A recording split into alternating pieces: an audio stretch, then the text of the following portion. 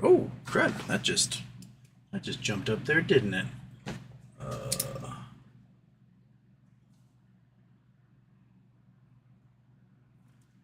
Well, heck, monkey butt. You ready? It's happening. We're doing it. Charity Tuesday. Welcome, everybody. Welcome, welcome, welcome. Here we are, Charity Tuesday. We're raising money for the First Nations Development Institute. We're gonna try to do Mother Nation, but they weren't registered with YouTube. So I searched and looked for the top-rated platinum charity for Native American causes, and that was the First Nations Development Institute. Their model is sort of like a fund that donates to other charities. So think of it like how the Bill and Melinda Gates Foundation is set up, where you've got this giant endowment, and then people apply for grants and donations for their own projects and other charitable works, and then the Bill and Melinda Gates Foundation then helps those groups achieve their goals. The First Nations Development Institute is very similar in that respect, in that they have tribes, individuals, and conservation groups that are affiliated with Native American tribes and indigenous Alaskans, and they apply for grants for like specific projects or scholarships or things like that, and then they facilitate the donations to those groups. They do a really great job of it in their national. And so yes, please donate today. Our goal is $1,000, and we're already at $524. We're 52% of the way there, and we just started the show. Thank you. So you guys are awesome. You guys are the absolute best. And ooh, that was Dawn. Dawn sees. Boom. So right off the bat, we got Red Lightsaber, Ludicrous Speed, Sir Barther, Chris Taylor, Dr. G78, GDC, Martin Irvine, Tatalis, Belgian Whale, Colin S., Lewis Hinkle, Left-Handed Wave, Low B, and Don Caesar Shadem have all jumped in and donated so far, helping us get to our $1,000 goal. And Ramez is here. Fantastic. Ramez Jamali said he was gonna stop in on Charity Tuesday. So welcome, my man. Yes. So not only are we raising money for a great cause on Charity Tuesday, hoping to break our $1,000 goal, but we also are going to be raffling off some 50-cent wish items, which I still have last month's 50-cent wish items that I need to send out. Oh my gosh. But it could be anything. I've got, how many do I have left? 1, 2, 3, 4, 5, 6. I've got, 7. I have 7 50-cent wish items left. So every dollar you donate, I record your names as you donate. Every dollar you donate becomes a raffle entry for a 50-cent wish item. Now, the way I do it is we get to our $1,000 goal, we raffle off one item. And then every $500 after that, we raffle off another item. So we will hopefully, crush some records today, raffle off all 7 of them. Monkey Butt is ready to have her belly completely distended with treats as I beg you to donate. If you're watching the show, a recorded version later, you can still donate. DM me like the YouTube receipt you get, and I'll put you on the raffle list if you like. Or you can just be the folks that donate anonymously, and then that's where it is. But yes, I want to thank everybody for making every single solitary Charity Tuesday we've met our goal. The first Charity Tuesday we did was June or July 2021, and it was for the Stalking Victims Resource Center, for people that are victims of stalking can get all the help they need. And our goal was $500. We raised 800 and something. The next show, our goal was 1,000. We raised 2,500. And we've done at least 1,000 every single solitary month since then for over 3 years now. And we've done some extra shows when there's been particular natural disasters in the past as well. So we've got a few in there. We've raised $93,000 in those 3 years for all of our charities. And a couple of the charities are ones that we do once a year, or if a particular event happens, like World Central Kitchen. We've done several times because they are first responders, helping people get fed all over the world, whether it's natural disasters, war-torn countries, etc. We've also, during the holiday season, we've done St. Jude's a couple of times. We've done Toys for Tots. We've done lots of cancer charities, lots of charities for kids, lots of charities for animals. So I want to thank everybody who's donated over the years. It's truly like my favorite thing. We raise way more money during Charity Tuesday than I ever get from like YouTube in a month. So like, please keep it going. I would gladly have everything go to charity if that was the way it was set up. So yeah, I guess what we got to do is we have to do the Charity Tuesday intro, right? Boom. Let's get started.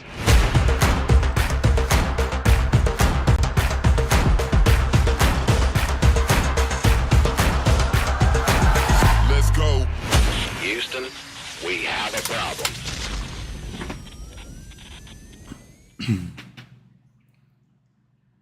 Okay, so turn the intro off. So we're at $556, 55.6% of the way to our $1,000 goal. Hopefully we're going to crush right past that. Last month for Second Story, which is a magnificent charity that runs a home for abused children, we did $3,500 for that one. So that was excellent. And they're also, you know, I tagged the charities on Twitter and on social media to let them know that we're doing the charity shows. In the 3 years, we've only had 2 charities acknowledge us. One was Save the Children. We raised a couple $1,000 to help with relief after the Hunga Tonga volcano eruption. And they sent me a sweatshirt I love to wear. It's a great sweatshirt. And then Second Story is the only other charity that's been like, hey, thanks for raising money. So hopefully First Nations Development Institute sees this one. I've tagged them, but sometimes those Twitter accounts for charities are not actively run, so they may miss a lot of them. But yeah, wait, I did turn off. Whew. I was like, I never thought for turn off the Charity Tuesday intro. Whew. Okay, so there we go. We're gonna Pure American, Julio, Julius Miami, Corporate Walnut, and Pure American have gotten in here. So we should probably talk about the news, right? How about the Venezuelan election? It looks like all hell's breaking loose in Venezuela. Maduro lost. I mean, they're trying to claim that he had 52% of the vote, but exit polls plus early results were showing he was getting crushed by about 30 points by the opposition. Now they're trying to make it so that the opposition is all run by the CIA. And dude, Venezuela has been in absolute shit for a decade now. Ever since Maduro took over and sanctions were imposed, the entire economy has collapsed in a way that has been not seen by a democracy in history. So what we're seeing is the people are pissed. 25% of the population has fled. We have violence in the streets. We've got police officers and National Guard taking off their uniforms and joining the protesters. The generals have coalesced around Maduro and the leadership, but generals are groomed to be in that position. And the thing is that the immediate, the colonels, the captains, the majors, those guys who directly lead soldiers are not groomed in that same way. And it appears that they're starting to step out in front and being like, nah, the regime's over. And if that's the case, then the regime's over. I hope it's not a military junta that takes over, but instead, you know, they support democratically like the candidate, and we start to see some normalization there. I made a prediction yesterday, crystal ball prediction, we'll see if it comes out, that by tomorrow evening, Maduro will be on a helicopter out of the country. I think it's going to go pretty quick from this point forward. Either the regime's going to crack down and it's going to be done, which I don't think they have enough troops to do that at this point. A lot of those troops are hungry. Or, you know, 25 million people are going to be like, it's over. So we're seeing that. GameStop got hammered today. They've been hammered pretty hard today. They're basically $23. So it could be a deal for us at the moment. It looks like the BCG case, which I totally forgot was still going on, if you remember correctly, the old CFO, before Ryan Cohen joined GameStop board, signed a deal with Boston Consulting Group that basically was like, hey, Boston Consulting Group, can you help us destroy this company? And Boston Consulting Group was like, boy, can I. And they put out all these recommendations that would result in the company eating itself alive. Plus, part of the agreement was if GameStop gets profit, Boston Consulting Group gets a cut of it. And Boston Consulting Group would get paid $30 million for the privilege of teaching them how to destroy their company. So Ryan Cohen got in.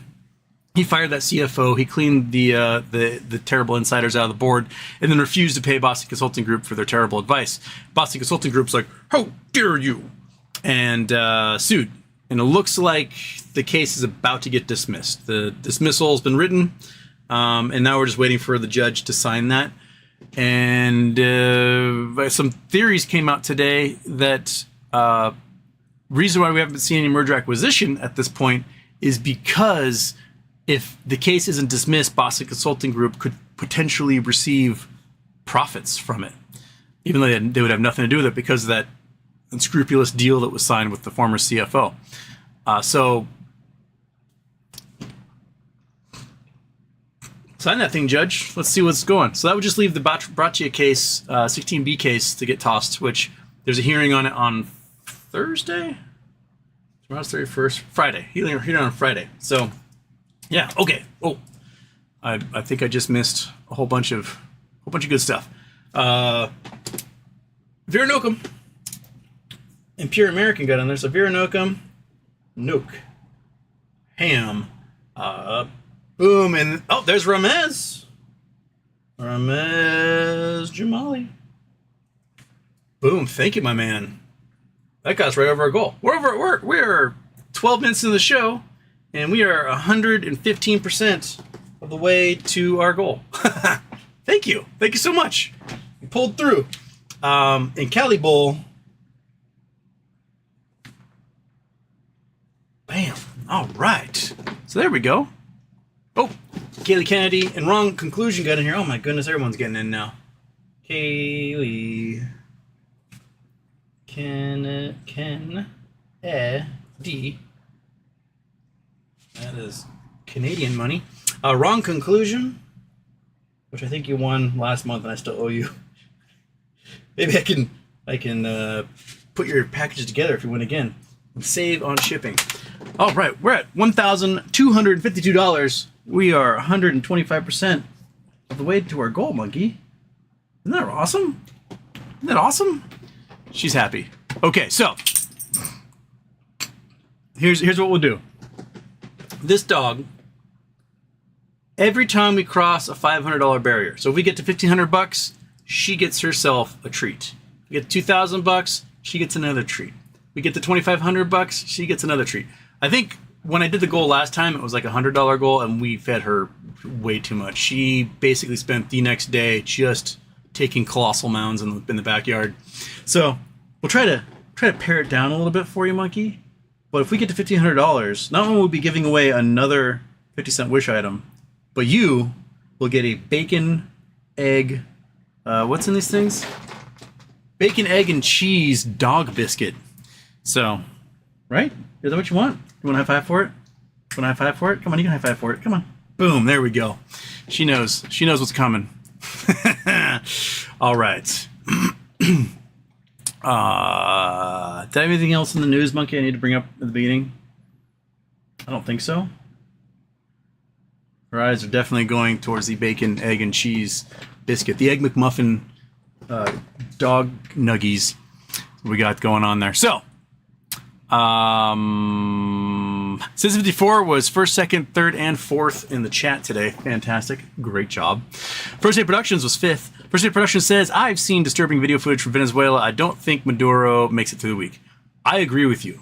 It seems like the population is ready to overwhelm. Some of the footage coming out was from protests from 5, 6, 7 years ago. But there's a lot of stuff coming out that is in real time that is disturbing. There's footage of National Guard folks running from massive crowds. Some of them not making it and just getting torn apart.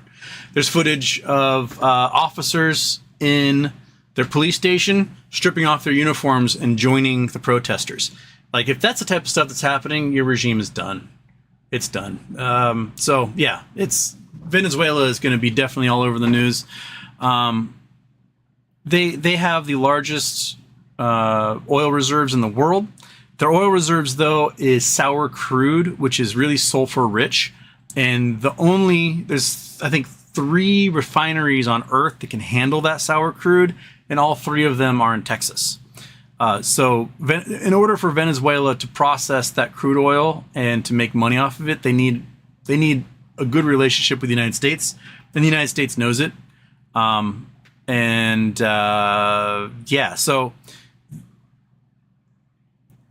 if Venezuela is going to be successful again, and Venezuela was at one time one of the wealthiest nations on Earth, prior to sanctions and coups and things like that. So we're going to see some interesting things, I think, come out of Venezuela. I need to talk to my friend Abram. I play baseball with him. He came 2 years ago. He was a refugee from Venezuela a couple years ago. He just married himself an American, so he's going for that green card. But he's sort of my link to what's going on back in Venezuela. So I'm gonna have to give him a talk and see what's on his mind. Brandon Wells is here. Tadalus is also here. Diaz Park. Lindsay Amon, have an awesome show, Houston. I will try. Copy and paste. Sorry for your loss, Houston. Heard you found a gray pubic hair. We're all here for you and support you. Your decision to do Brazilian wax. Just ignore the problem. You know what? Body hair is annoying. Let's just get rid of it. It's slippery as an eel, man. Just absolutely aerodynamic. It will help me win the Olympics when I join the swim team. Chris Taylor's here. Chris Taylor says, tough to be first today. Very tough. And he says, happy to support the OG Americans. Well, thank you. We are supporting the OG Americans, and we got some more jumping in here. Artemis is in.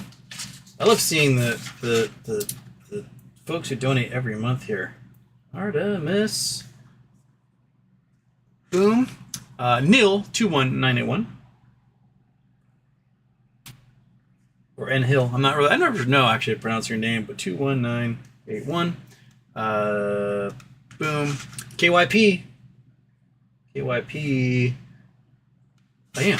And again, we're raising money for the First Nations Development Institute, which is sort of like a catch-all foundation that collectively donates and helps projects for Native people and tribes all over the United States. The OG Americans. They really got the short end of the stick over the last several hundred years, and why not help them out, right? Let's do that. We're doing it right now. We're at $1,312. Monkey, we are $188 away from a bacon snack. Are you excited about that? Oh, you got your rapt attention. You know it's Charity Tuesday. You're just staring because you know it's Charity Tuesday and it's coming soon. So, just so you know, $188 from now, she gets a snack. We raffle off a second 50-cent wish item. Not too shabby, huh? Okay.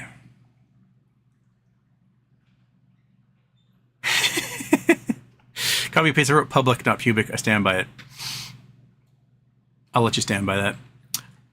Macro Turf. Should I be concerned about this level X solar flare coming for my 5G service?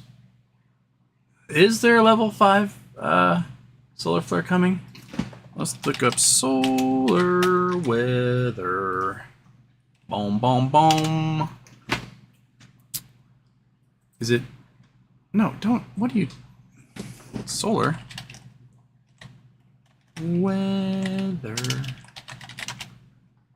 Okay. Don't do that.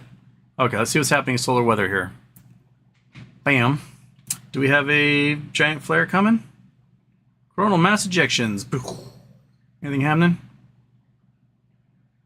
I don't see anything particularly large coming off of that. And the forecast, anything happening?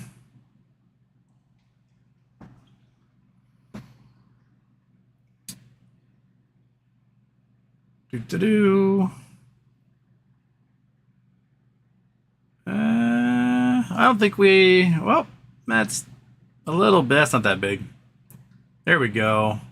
Okay, we might see a little bit. What time was that?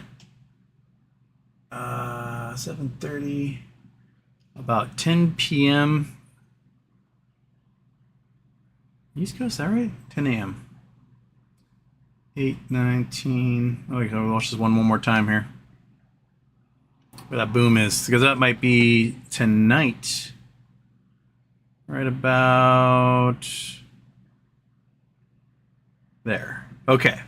So that is at 6 in the morning for the UK, which puts us 9 hours behind that. So midnight, about 9 p.m. tonight, which is just after sunset. We might get some aurora borealis tonight. Hey, monkey, do you want to go get yelled at by the park ranger again? What are you doing here? We might have a chance. It's kind of cloudy, though. Is it supposed to clear up? I don't know. We'll find out. But it seems like we might get some aurora as far south as Seattle and Portland. But I don't think it's going to be... It's not... Like, wait, the ones you got to watch out for is when this entire thing becomes the entire hemisphere. That's when you have huge problems. When, like, Hawaii is seeing the aurora, then you know that you're in deep doo-doo. But I think we're going to be... We're going to be okay. We're going to be okay on that. So, I forgot to turn off the daytime one. I'm getting so excited.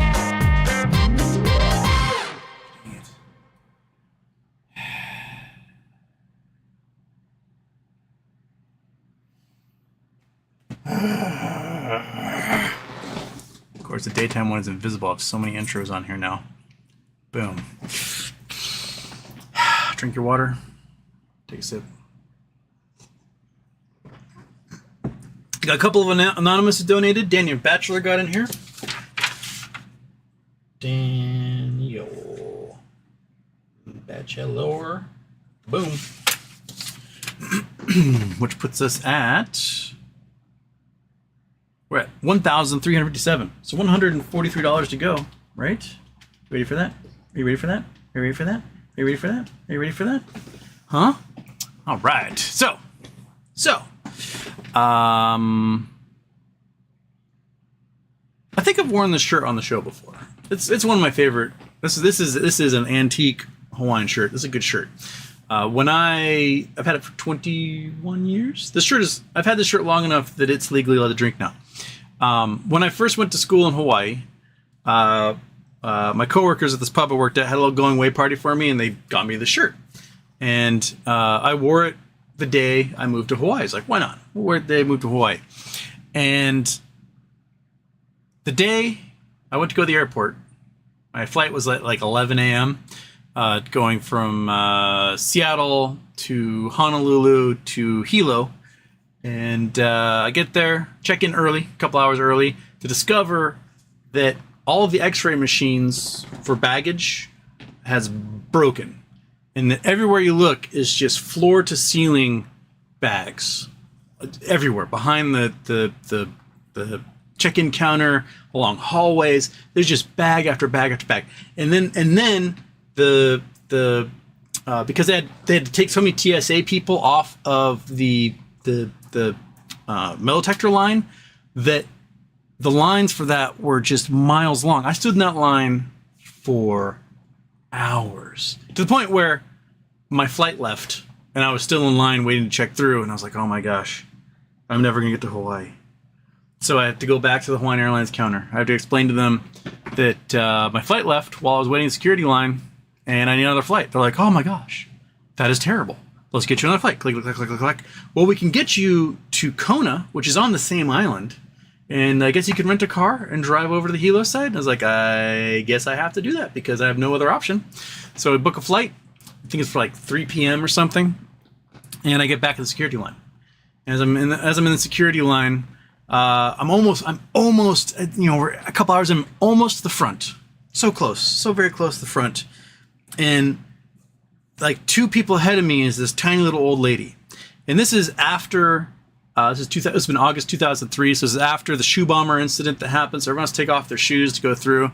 And this tiny little old lady, the poor TSA guy's like, ma'am, can you please take your shoes off? She goes, no.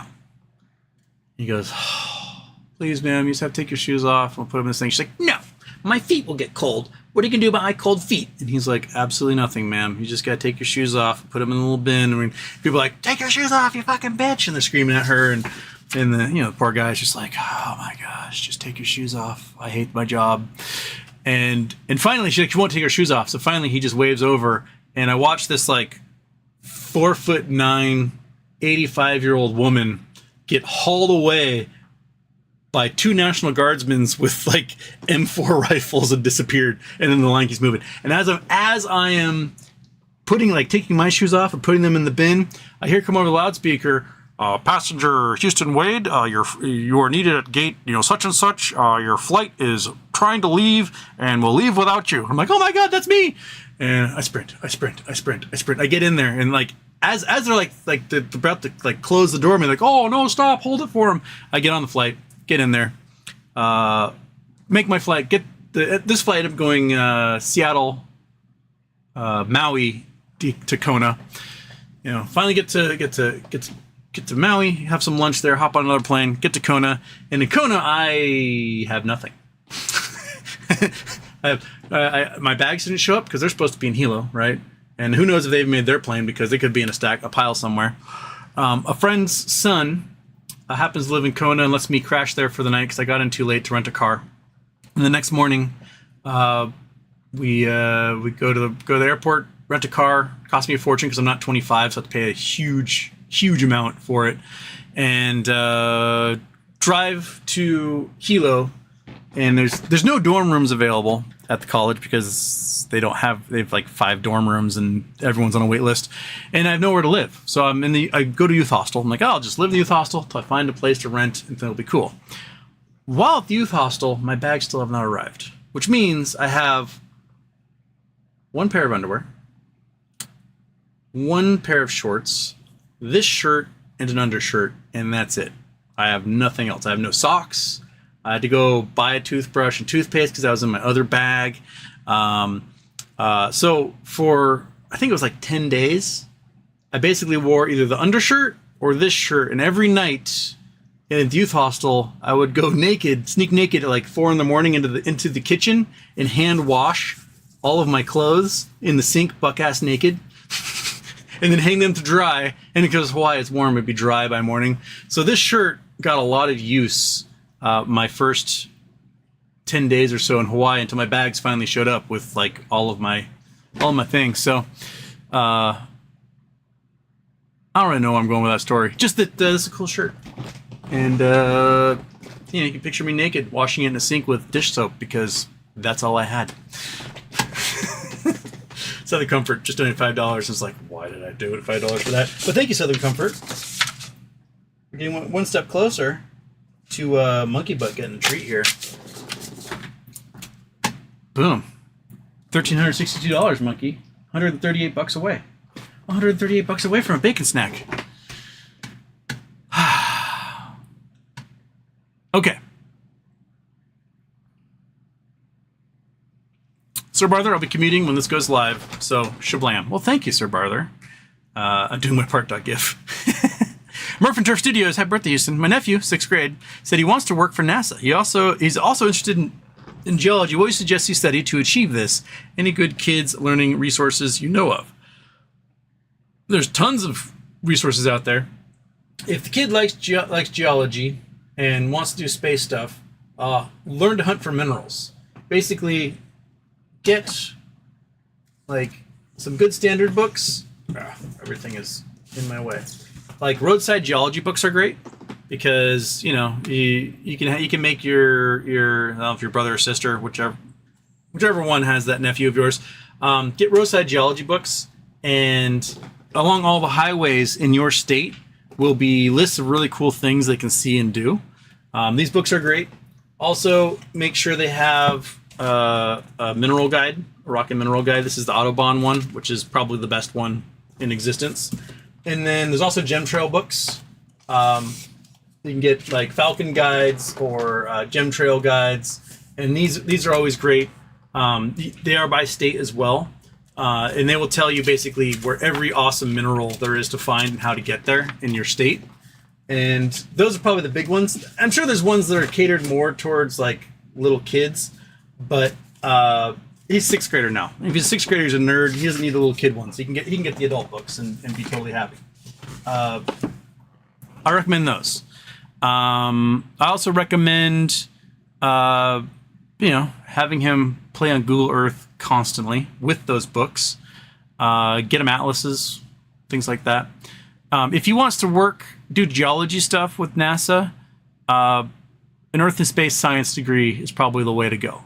You're going to be doing your geology work, you're going to be doing your astronomy work, and they combine. And now some schools offer Earth and Space Science as a degree, some offer as a minor. Hilo did, so I did astronomy, and I did geology, and I did geography, and that got me those 3 degrees plus Earth and Space Science minor. And then there's grad schools that are specifically donated to Earth and Space Science, and a lot of those schools are focused on the mineralogy of like asteroids and what sort of marketable things we can get out of those, as well as the moon. So they'll be focusing a lot on that. So just, do the Google Earth of the moon, get books about the moon. Those are the fun things. And then go out in the wild and actually like find stuff. Just go pan for gold or look for sapphires or just do cool things. And as you like find these things, you'll learn the geology of why they're there from all these books and internet sites and things. Then you'll start to be able to recognize like, oh, if I go to that mountain range, I might be able to find this. And then you can go see if you're right. That's the fun stuff. So I totally suggest doing that. Cameron Mirza and Stephanie L. Boom. Cam Ran Mirza. Yeah, Stephanie L. Stephanie L. Boom. 1,382. $128 away, monkey. Sorry, $118 away. I can't mess my brain up. All right, we're so close. I can already feel you drooling. You're already like starting to drool in anticipation. Look at that expectant face. Look at that thing right there. Look at that. Look at that face. It's staring at the treats and not at me. Okay. Red lightsaber. If you haven't already, can you expect what exactly is going on with Bitcoin? I'm apparently too smooth to understand what's going on. Okay, so Bitcoin bros, Peter Thiel, Sachs, those guys, pressured Donald Trump along with Don Jr. to take on J.D. Vance as a running mate. J.D. Vance and those tech bros, they are adherents of the philosophy of Charles Yarvin.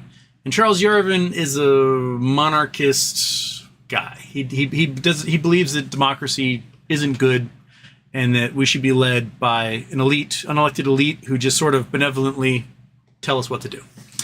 An aside to that is their belief that they need to make Bitcoin the global currency, not the dollar, and they want to destroy the dollar in the process. So they will do what they can to make the dollar so worthless that the value of their Bitcoin will seemingly explode as a result. Go back about 3-4 years, Donald Trump is like, Bitcoin's a scam, I want nothing to do with it. Now he's like, I think we should have a Bitcoin reserve as a nation to hedge against, the collapse of the US dollar. And I think we should use these 200,000 plus coins, like $14.5 billion in coins we have as part of that trust as we like build up and get more. So the wondering now is if Kamala Harris is going to try to usurp that from them by being like, no, I'm going to be the Bitcoin lady, or if President Biden is going to jump in and torpedo the wealth of all of these dudes by dumping $14.5 billion of Bitcoin into the market all at once, collapsing the price entirely. So that is the two options, I guess, that everyone's looking at. And they could basically wipe out the fortunes of a lot of these folks who are opposing them in one swift move by dumping this much Bitcoin in the market. So Bitcoin right now is like, not knowing quite what's going to happen. If these $14.5 billion in Bitcoin hits the market all at once, there doesn't seem to be the number of investors to scoop that up fast enough to keep the price from collapsing really hard. Because you have to remember, 97% of Bitcoin is controlled by 1% of wallets. Most wallets have a fraction of Bitcoin in it. So the price gets low enough, maybe they'll jump in, but they won't jump in until the price is much lower than it is now. So that's kind of where we are on that. And people didn't realize how much Bitcoin the US government had until Donald Trump talked about it, and all of a sudden they're like, we've got that much Bitcoin? Well, why don't we sell that? So that's where we are. Emtra, what will happen with Citron's short positions on GME now? I have no idea, but I do find it interesting is that Andrew Left pled not guilty today. He's being held on $1 million bail. So he's probably out by now because I think you have to post 10% or something, you can get out. Yeah, so Andrew Left pled not guilty, which surprises me. I would have thought he'd be pleading guilty and turning state's evidence. So I wouldn't doubt if we see DOJ put the screws to him and add more charges. There was a pretty phenomenal article that came out detailing Anson, his connections to Andrew Left and to Hindenburg. Let's see if I can find it. I think Oliver sent it to me. So messages, got to go to Oliver. Where are you? Boom, boom, boom. There you are.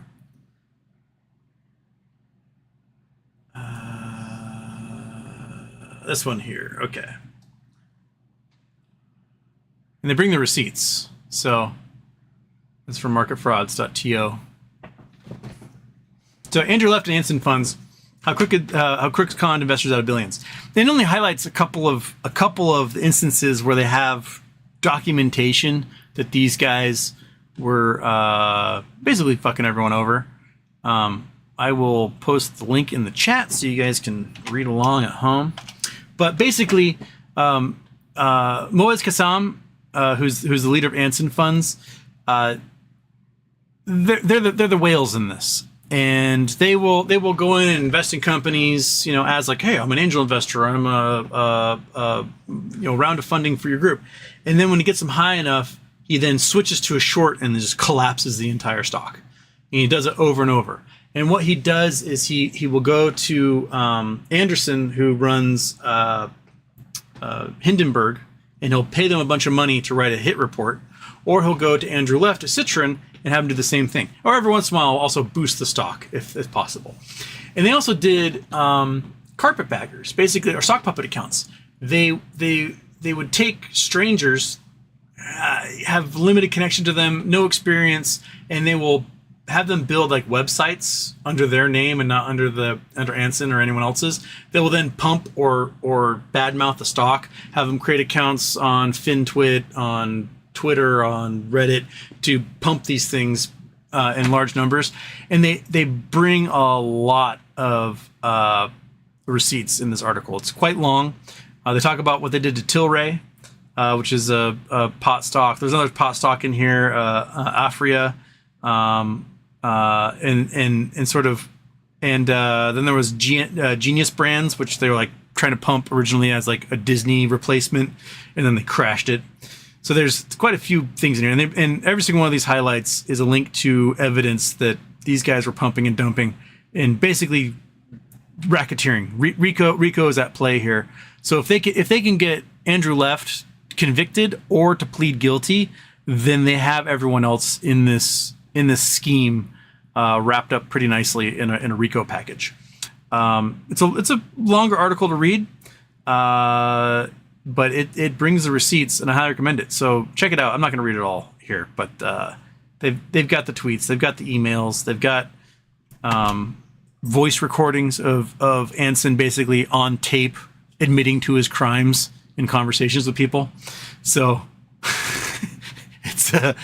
it's pretty fun. Like, here's voice recordings of Moaz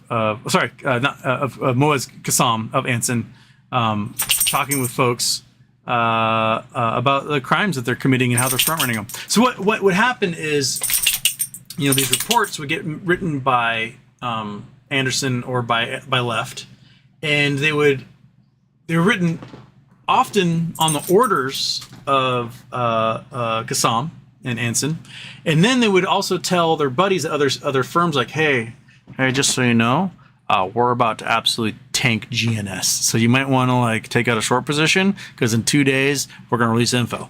And these dudes would do exactly that. They would go out, they would take out huge short positions or sell what they had, buy cajillions in puts that were way outside the market norms, and then 2 days later the report would come out, the hit piece, and would just crash the stock so hard, and they would all make a bunch of money off of it, and it was just straight up crime. So that's where we are. And for some reason, Andrew Left thinks if the average person can collect this much dirt on these guys, just imagine what the DOJ has with access to their computers and hard drives and phones and cloud accounts and all that stuff, right, Monkey? So he's screwed. His lawyer is an idiot for telling him to plead not guilty because he's going to get his ass kicked. $1,515. Monkey. We just crossed a nuggy line. What was that? That was Hungry Caveman. Hungry Caveman. And then Low B getting in here again. Low B was up here. Boom. Thank you, Low B. Dizzy.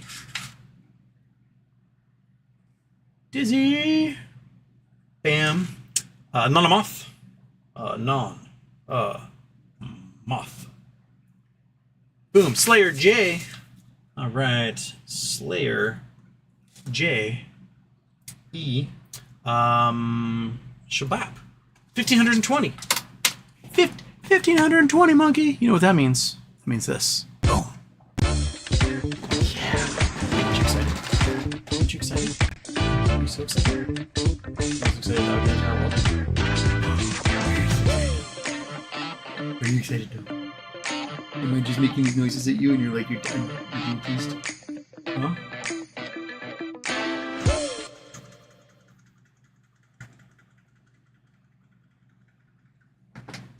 Bacon, egg, and cheese. Bacon, egg, and cheese, Monkey. Big ol' stinky bacon, egg, and cheese. Come on, get up here. Come on. You know it. Get it there. Oh, reach for it. Come on, you can do it. You can do it. It's right there.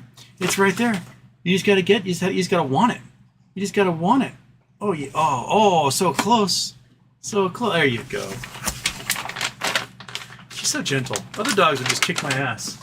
And she's like, I will try as delicately as I possibly can. Boom. So that means we're up to a second. Number 2. 50-cent wish item to be raffled off. We still got time left. We got a whole bunch of more money we can raise for the First Nation Development Institute. And let's see how far we can go. Huh, Monkey? Did you get... Oh, missed piece right there. Missed piece right there. Yeah. I don't want to step on that later because it could be slimy and make my foot smell like bacon, egg, and cheese. Oh, turn off the nuggy stare, Houston. Turn off the nuggy stare. There we go. All right. Get back up here. Come on. Get back up there. Come on, Monkey. Or be a floor dog. One or the other, I guess. I don't know. Gonna lay down behind me. That's where we're going. Okay. Lucas Speed. BCG lawsuit against GameStop getting dismissed. Maybe this will clear the way for Jimmy to evolve into a holding company. Ding ding. Yes. That's what we're hoping. That's what we're hoping. GDC. If RC is now our mom, MILF, by the way, who's our dad? DFV, Carl Icahn. Oh, God. Is it you, Houston? If he took a donor, possibly. As you all know, I am a prolific donor. There are dozens upon dozens of lesbian couples all over the western United States who are raising my children.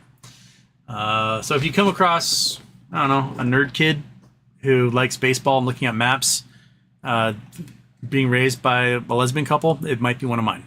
So it's possible if you took a donor. But I think more likely, probably Brett Icahn. Michael Steegs, Houston.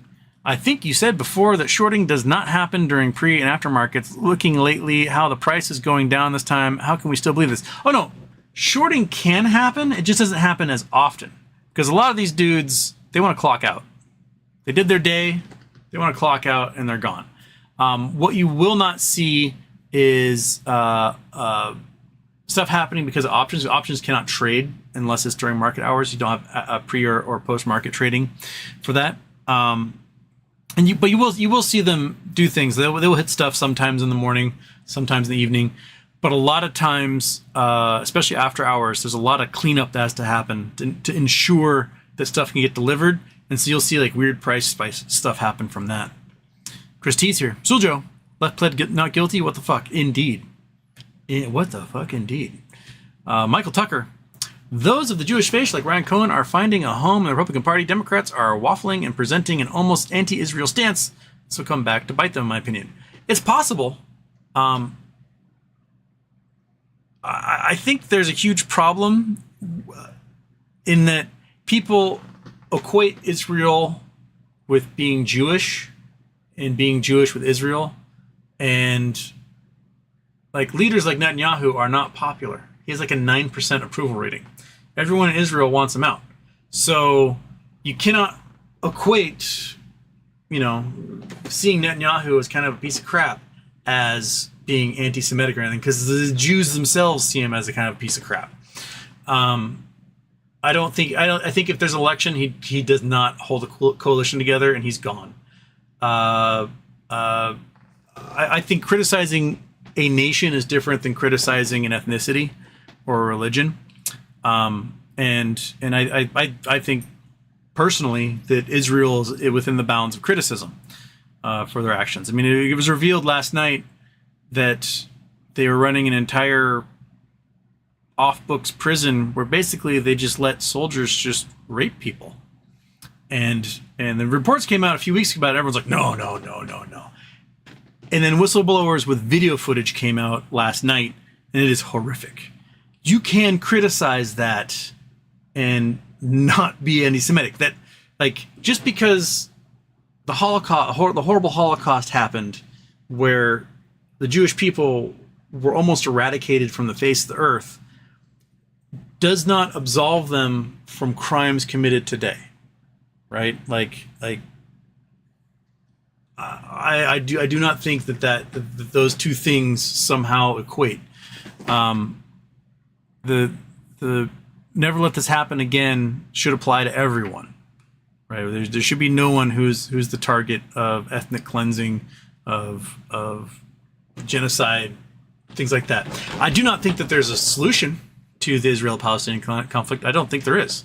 I think there's way too much bad blood, way too many people displaced in all of this for there ever to be like, you know what, let's let bygones be bygones moment.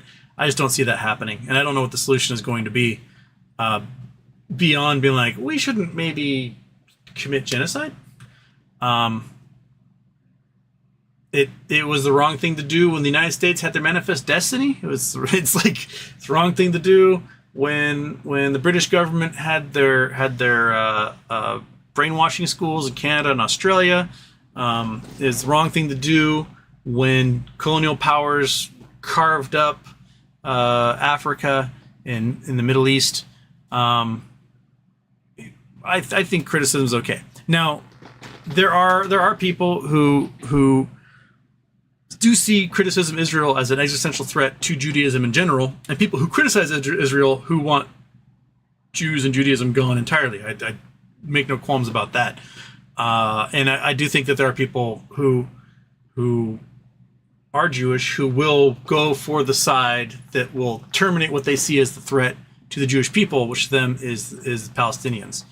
But again, I don't think there's a solution to that, especially like, you get guys like Stephen Miller who run policy. Stephen Miller is a straight up Nazi. I mean, his own family is like, yeah, we kind of raised a Nazi. We don't know how that happened. So I don't think going to the authoritarian who's like, sure, let's commit genocide against the Palestinians and help Israel do that is going to work out for you in the long run, especially when the people who whisper in his ear also want to get rid of the Jews as well. So I guess take it step by step. I don't know. I honestly don't know. It's a very weird situation that we find ourselves in this election. That's for sure. But in better news, we have Frozen State Productions getting in here. Frozen State Productions. The name's long to write.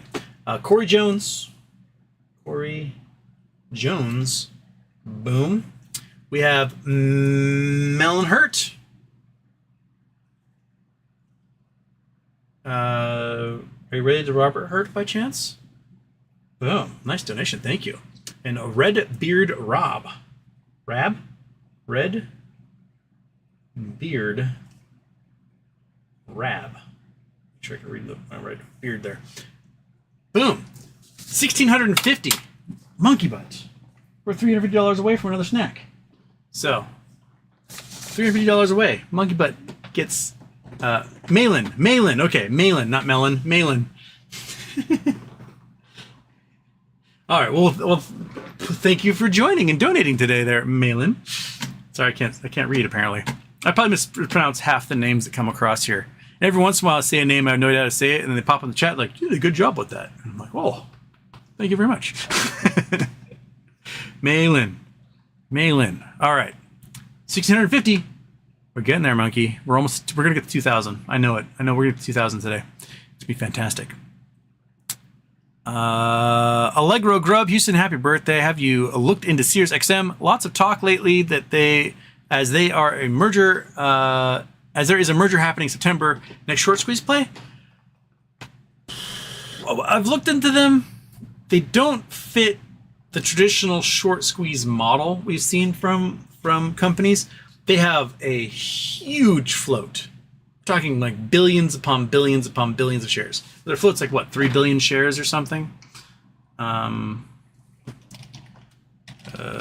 Siri total shares outstanding. 3.85 billion shares outstanding. So they have a lot. Most of these things we see in the meme stock world, the number of shares they have are definitely under 1 billion shares. So I mean, it could be folks that are tied in with SiriusXM, just like hoping we turn our attention towards them as a meme stock. But that's a huge float.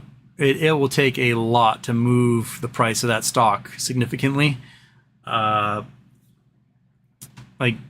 you can have 3.85 billion shares outstanding if you're an Apple or an Amazon and see significant movements in your stock. But SiriusXM just isn't. I just don't think they're a big enough corporation to take on such a big movement with that many shares outstanding.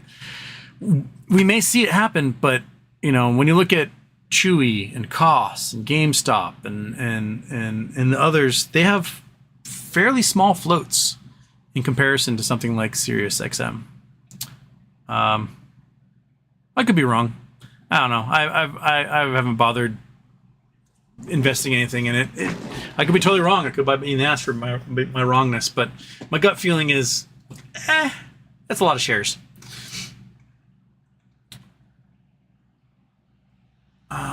Colin S. had to donate from this account, but still, it's just Colin. Thanks for doing these. Well, thank you, Colin. Just Colin. The Belgian Whale. Had my first surfing lesson last week at the age of 48. Let's get some waves, brah. Sweet. Where'd you go surfing? It's been so long since I've been surfing. Colin's been watching surfing on the Olympics and really making me want to get out and try learning again. So they're doing the surfing competition in Tahiti at Chopo. And my brother Gardner, he's surfed that many times. Pro surfer Raymana that's his home wave. It's probably the most beautiful pipe in the entire world. And Gardner started a company years ago called Chopo, spelled CHOPO, because that's what the wave is. The wave is spelled with a T, and so it does not look like it's how it actually sounds.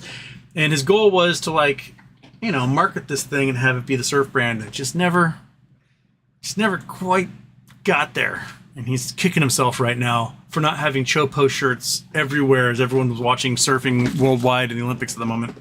So, oops. Okay. Just messages from family asking if they can come pick blackberries. Of course, just go pick blackberries all you want. There's so many of them. I did not get a chance to murder them all because I got myself tennis elbow trying to murder them all. Okay. GDC Houston, happy birthday. How are you celebrating the 20th anniversary of Taco Bell's Mountain Dew Baja Blast? By not celebrating it. It's pretty simple. We had Taco Bell in the next town over, and now it's a local Mexican joint. Taco Bell's long gone. I don't even know where the nearest Taco Bell is at this point.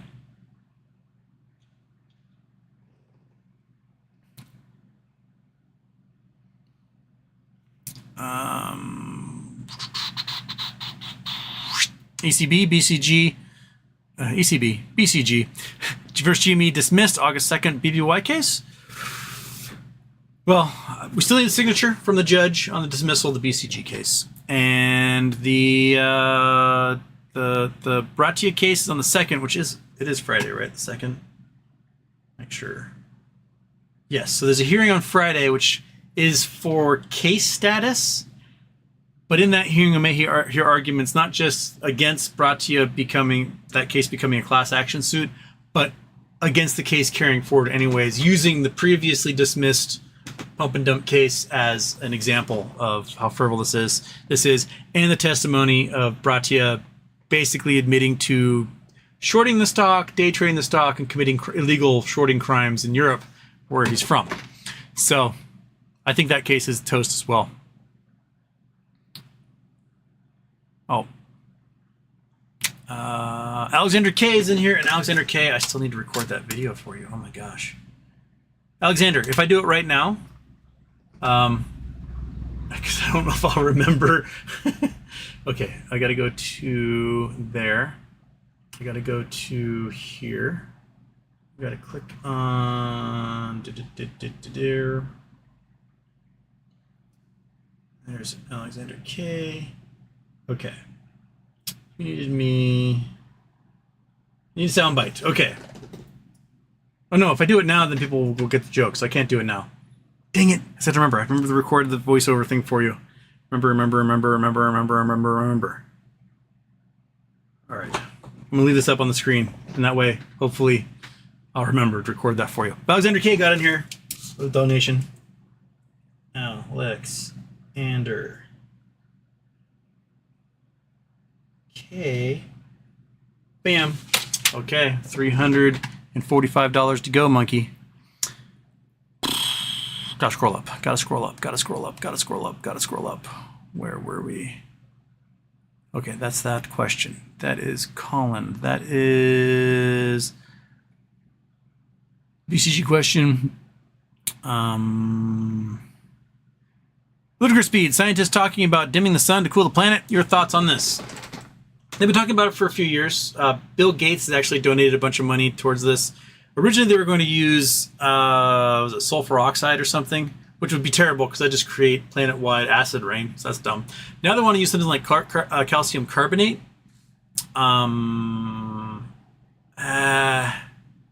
Basically, Tums, ground up Tums, is what they want to stick in the sky, which will affect the pH balance of water everywhere as a result. But it will cool things down a bit, and because if we can dim the sun by just even a slight percentage, then the amount of energy that reaches the Earth's surface, which then gets converted into infrared and reflected back, and then insulated by CO2 and other greenhouse gases, becomes less. We could mess up and give ourselves like a permanent winter. They use examples of things like Tambora event in 1815, 1816. When that erupted, we had the year without a summer. Basically, like, lakes stayed frozen over in Pennsylvania until August. It snowed in Boston in July. Like, it just didn't, and like crops failed in Europe, and there's like revolutions and stuff that happened. So you gotta find a sweet spot for it. I personally think that we may have to do a multi-tiered attack. We may have to actively try to sink carbon mechanically with these big carbon capture machines that people can build, plant trees like crazy, dump iron oxide into the oceans to foment good algae blooms, perhaps dust in the atmosphere. We have to like tackle it from multiple angles and not rely on just one, but just have like, you know, little bits here and there. So that's what I think we should do. I don't know if it'll all happen, but just like being like, we're gonna block out the sun. We could put too much up there and just freeze everybody out, and then everyone dies. But if we don't do something, then the Gulf Stream shuts down, Europe freezes to death, Southeast America, United States cooks to death, and lots of people die anyway. Sea level rise catastrophically rises. We've got trouble everywhere. So we got to do something. We got to pull the trigger on that somehow. Ryan H, shout out to Monkey Butt and Fat Cat. I think the Fat Cat's outside, sunning himself. Monkey Butt's in here. Oh, being a little dog. Let's see what you are. You're a little dog. Sir Alert, Houston, let's fight the sun before we abolish capitalism. Come here, son. All right. GDC, if these lawsuits get kicked, they get dismissed, the next Charity Tuesday may kick ass. Wouldn't that be great? Wouldn't that be great? And Darren Saunders jumped in here. Darren Saunders. Boom. Look at that. We're almost 1700, monkey. We're so close. So close. Gotta read. Warren unloading more Bank of America. Lord, it's coming. Happy birthday. Not only is it coming, but the Magnificent Seven, the 7 tech stocks that have basically dominated the S&P 500, have lost $2.6 trillion collectively in the last 3 weeks of market cap. So the weaknesses are starting to appear. As Julio put it, there's a leak in the balloon at this point. So we may see the S&P 500 really start to take a nosedive.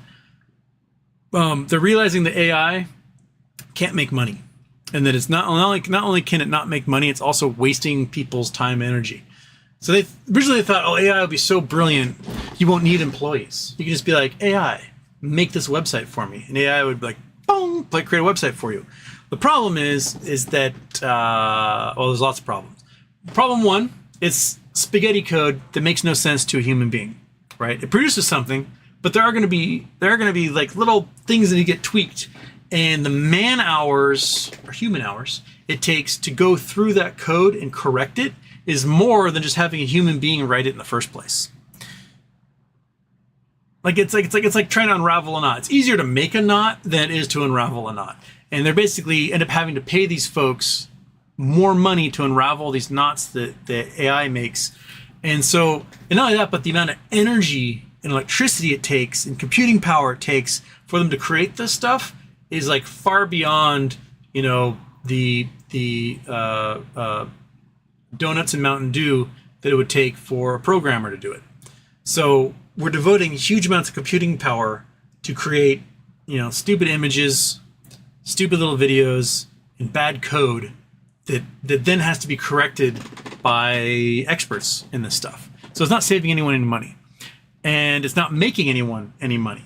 OpenAI has a real chance, if they don't get a huge capital infusion by December, of being bankrupt. And then what? Poof, gone. You've all encountered, ChatGPT. You've encountered Bard. You've encountered Bing. You've encountered the crappy AI that Facebook has. All of it is garbage.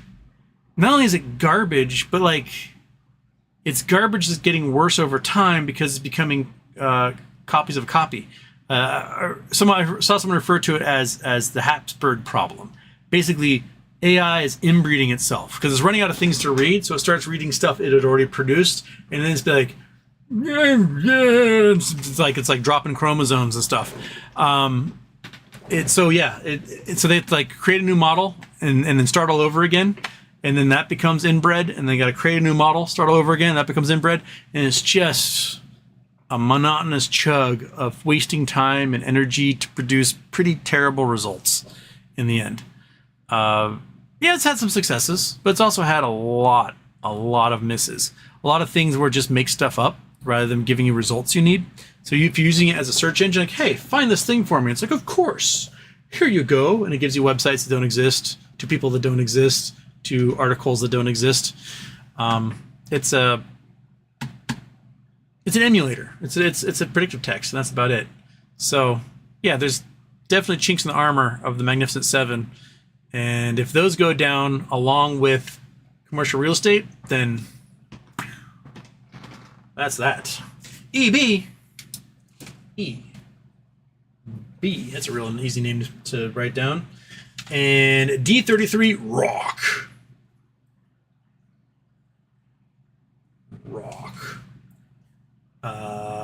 Boom. 720. Ooh, $280 to go, monkey butt. We've got another anonymous in there. Thank you, anonymous. Man, we're gonna get 2,000. I think we're getting 2,000 today.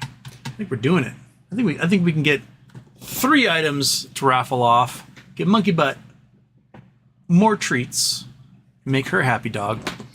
And we have ourselves just a wonderful, successful Charity Tuesday yet again. But yeah, Bank of America is toast. And Warren Buffett knows it. They are definitely putting lipstick on that pig. They're like, we're gonna increase the dividend, and we're going to do share buybacks, and we're gonna bolster this thing, and they're spending money on stuff that isn't saving their company. It's just making it so that the stock price is high enough that the insiders can get out. And there you go. Snurtler, life you sent out the microwave the day after. You love the leftovers. Okay, and there's Ramesh Jamali jumping in there. Okay, I want to thank Ramez for jumping in here and just getting us over the hump right away. 12 minutes in, bam. All right, Jamez says, if I donate, can you give the raffle to someone who is more needy? Of course. So we will... where was Ramez on here? Bam, there we go. Okay, so we'll put a box around that one. I should do a raffle to raffle off as Ramez's raffle. How many meta raffles can we get in there? Okay.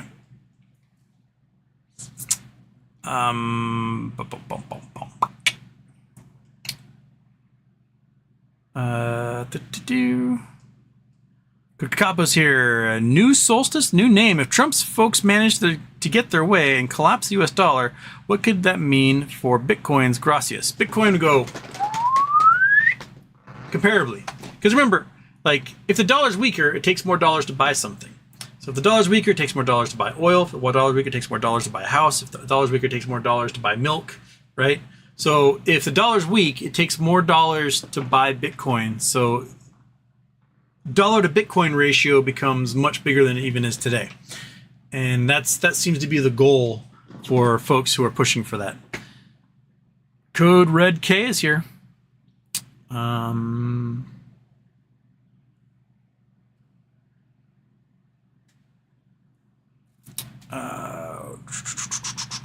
Shishidam, it is a pleasure to have been part of these charity moasses for 3 years. We are a great group of people. I think so. You guys have done a fantastic job over the years. SS Minnow Johnson looks like he jumped in here twice. Double Johnson.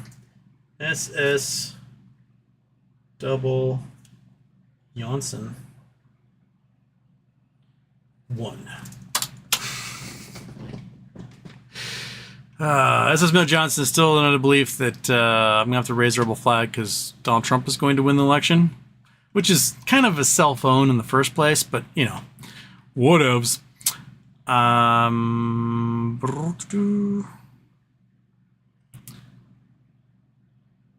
Okay.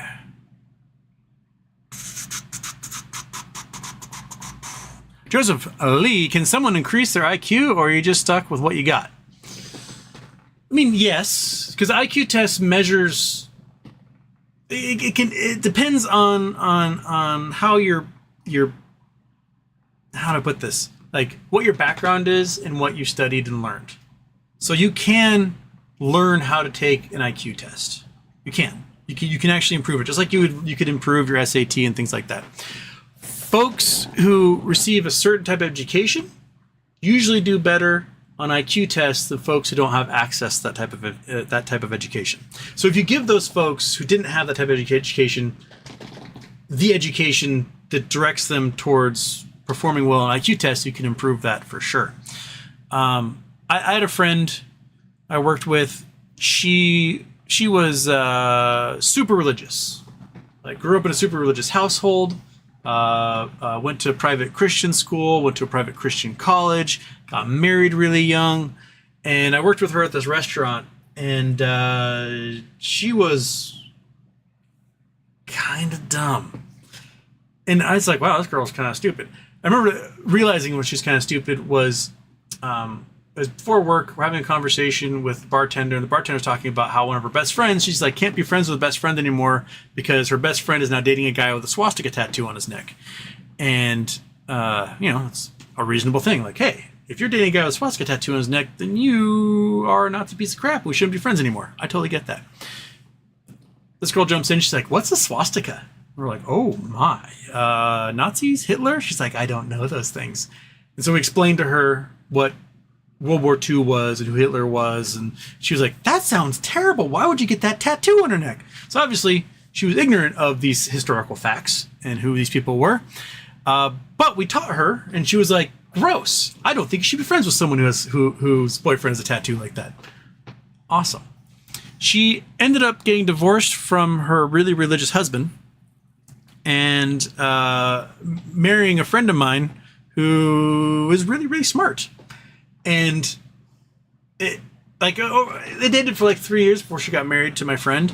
And in that 3 years, she started like reading books for pleasure. It's something she really hadn't done her entire life. She basically just sort of read what was put in front of her by her religious elders and stuff. And I saw this fundamental transformation in how she behaved with people, her vocabulary, her problem-solving abilities, right?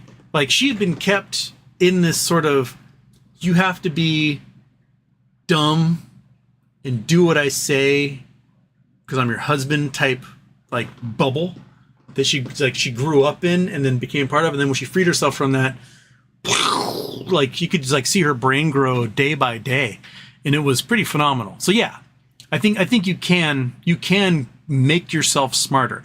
Now, there are limitations. Some people's brains just don't work as well as others. There are areas that people have genius and areas that people struggle and cannot get better. Just like sports, right? You can practice a particular sport your entire life, and if you have no natural athletic ability, you're just not going to be exceptional at it, right? And there are folks who, like Bo Jackson, you could take Bo Jackson in his prime and put him into any sport on earth, and he would quickly, within days, become one of the most fundamentally astute players of that sport, right? There are genius and ability that lies in places. Teaching, when I taught math at the Art Institute of Seattle, everyone is in art school because they failed math in high school. That's basically how you get into art school. And now there was ability, people who just didn't have the ability to do the basic math that's required to do well to get into another college. And there are people who had teachers in the past, parents in the past that failed them. And so they did poorly because they just had people that just weren't good at it teaching them, right? And so I had this mix of folks. And the class sizes were like 25. And in every quarter I taught, 1 to 4 of these classes year round for a decade. So I had 25 students each class, quarter after quarter, for 10 years. And it was almost a perfect mix. You get 5 students out of that 25 who you can put an equation on the board and they go, oh, that makes sense. And they get it. And they don't, you don't have to teach them anything. You just go this, and they go, yeah, that's fine. And they absolutely just rock their tests. So you don't have to worry about them, right? And then there's 15 of that 25 that you really have to, they have to have you hold their hand and help them through it. And the divide comes from those who work at it and eventually go, oh, I get it. And those who don't bother, and then they're just not going to get it, right? And so that 15 out of 25 is in there. Like, some have to work at it, some that don't bother working at it, they're gonna get their D's and F's, and that's gonna be that. And then there's a 5 out of that 25, the final 5 out of that 25, final 20%. There is no hope. There's absolutely none. They do not have that muscle in their brain that allows them to do math. You can try every way of teaching it to them. You can hold their hands. You can have them do it 1,000 times over again. And it's just never going to click. And that's okay, right? Their job is to be an artist of some kind, not necessarily be a math professor. So they still have, like, they can draw things. I could never in a million years of taking art classes even come close to achieving what they can do on a whim, right? So we all come at different levels. I mean, we also do know that there's people we've met that are just fucking morons no matter what, and there's just no hope, right?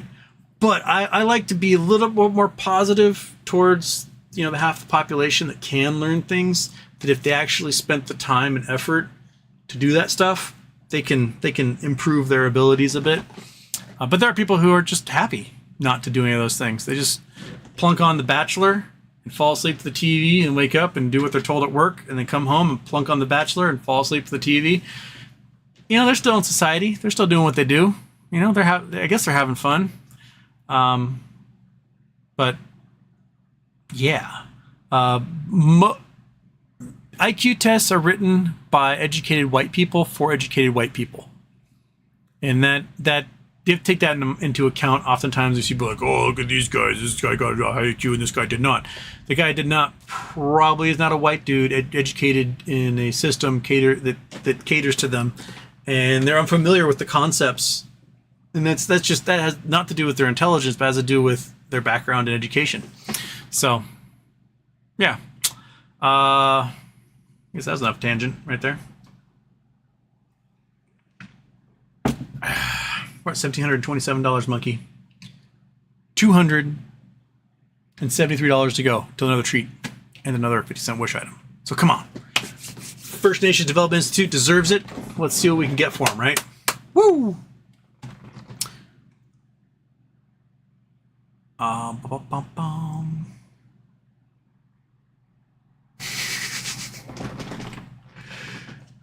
right.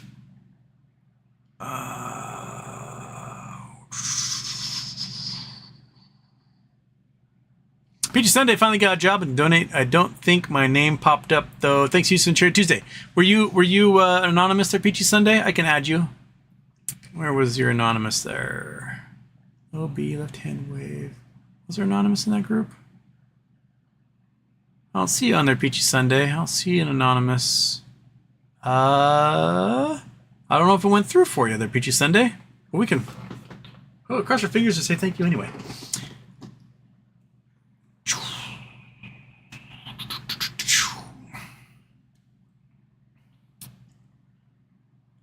Wolflex, BCG is less than a room full of shitty diapers as far as value to society goes. Yes.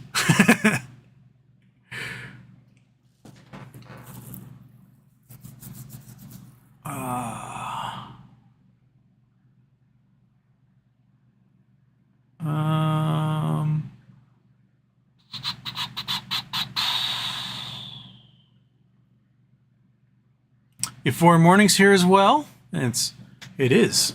Good evening from the UK there. Lopi, Monkey looks so hopeful back there. She always knows Cherry Tuesday on her calendar. She does. And we've got $273 to go until Monkey Butt can enjoy another we call it the breakfast sandwich. GDC. After MOAS, I'm going to retire and get a master's in history. That's my brain says Maserati for some reason. Get a master's in history. I missed this year's enrollment, but August 2025, it's on. Houston, can I list you as one of my letters of recommendation? Of course. Why not? Gladly. Glitch, what do you think of Ryan Cohen as a profile pick? The jury seems to be that it is either a transition, the company's in transition, and he is signifying that by transitioning, or he is going to be the mother giving birth to a baby. And those are the two predominant theories that I'm seeing. Someone else pointed out that his pronouns she, her, hers, if you say all as one word, comes out as cheers. Thought that was kind of interesting. So, makes you think. Chad Clifford, Houston. Shorting was an actual crime in the U.S. And if as a crime, financial laws were enforced, where do you think a share price of GME would be? Go to the calculator. Turn off all intros. Thanks. We can go to the calculator. Let's play. Wait, before we go to the calculator, we got to do this, right? Wink.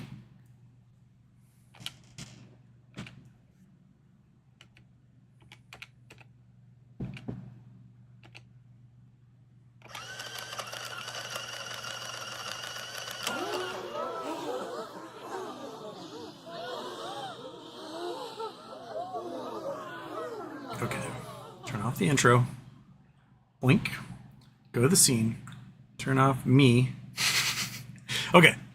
All right. This is math that I did. One of the first DD posts I ever made to Wall Street Bets was in regards to this math of what the actual value of GameStop would be.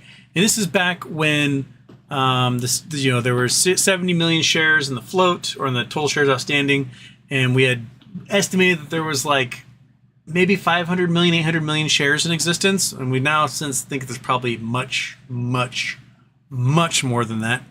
So if we judge by the numbers that are in these debt swaps, that are these GME debt swaps that we saw pop up in May and June, and those were like $80 billion, stuff like that. This suggested there's about 4 billion shares short of GameStop. So 4 billion. And then we got another 450 million, right? 420 million that are in GameStop. Right? So we're at 4.4 billion. The current price is $23. Okay. So that would mean that there's $101 billion invested in GameStop right now. Whether it's legit shares or shares that have been sold short legitimately or naked wise. So we're looking at $101 billion market cap for this company. And if we divide that by the 400 million shares, that means each share of GameStop should be $242.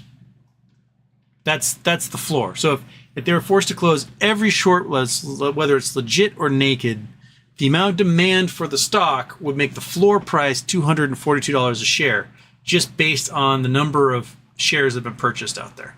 So that means GameStop could have theoretically raised about $95 billion if they were allowed to dilute their shares that much. Pretty crazy to think about. Oh, where are you going, monkey? You leaving me? What if someone donates $200 all of a sudden and then you can get a treat? What are you going to do then? You leave me anyway. Okay. All right. Oh, now you're back. Okay. You can stare at me all you want, but there needs to be $277 in there for us to do anything about this. $277, monkey. Until then, I'm just going to scratch your little ear because you're just a little dog. Look at that ear. There's an ear right there. Whoa. Oh, I got to the double intro part. Dang it. Jeff Christman, I'm telling you, if you promise not to dox me again. Please, Jeff Christman. I promise not to dox you again. 1,000 apologies.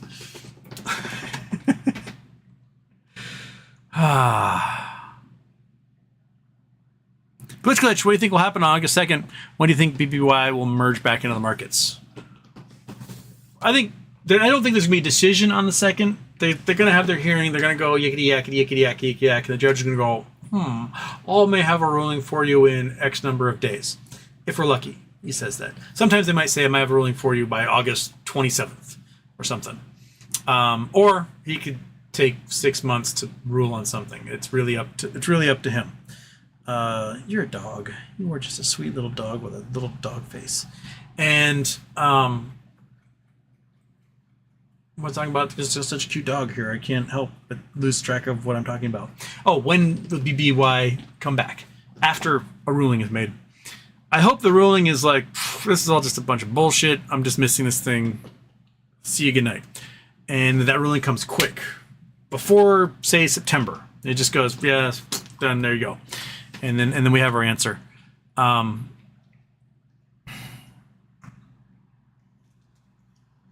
After that, I don't know what the time scale would be after that for action to happen. I would hope it'd be pretty quick. Like that they've had enough time to have everything ready, and then just like hit a button and it goes, blah! And all the press releases go out and the shares send out, any cash gets sent out, and we're good to go. Not that they've been waiting around, not doing anything, preparing for this, and then when it finally goes our way and all these cases are dismissed, they go like, oh shit, we have to like get on this now. Because judging from the legal fees from last summer, it seems like they're preparing themselves for specifically this event, and they should be ready to roll the minute you know, they get open road.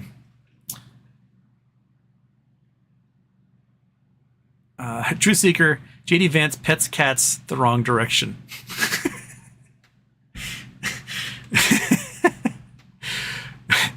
That was funny. Dunstan Shadem, the Bears are calling a crash. They're pointing to the uninverting yield curve. Then folks like Tom Lee are bullish and calling for a Russell rally. Where do you stand?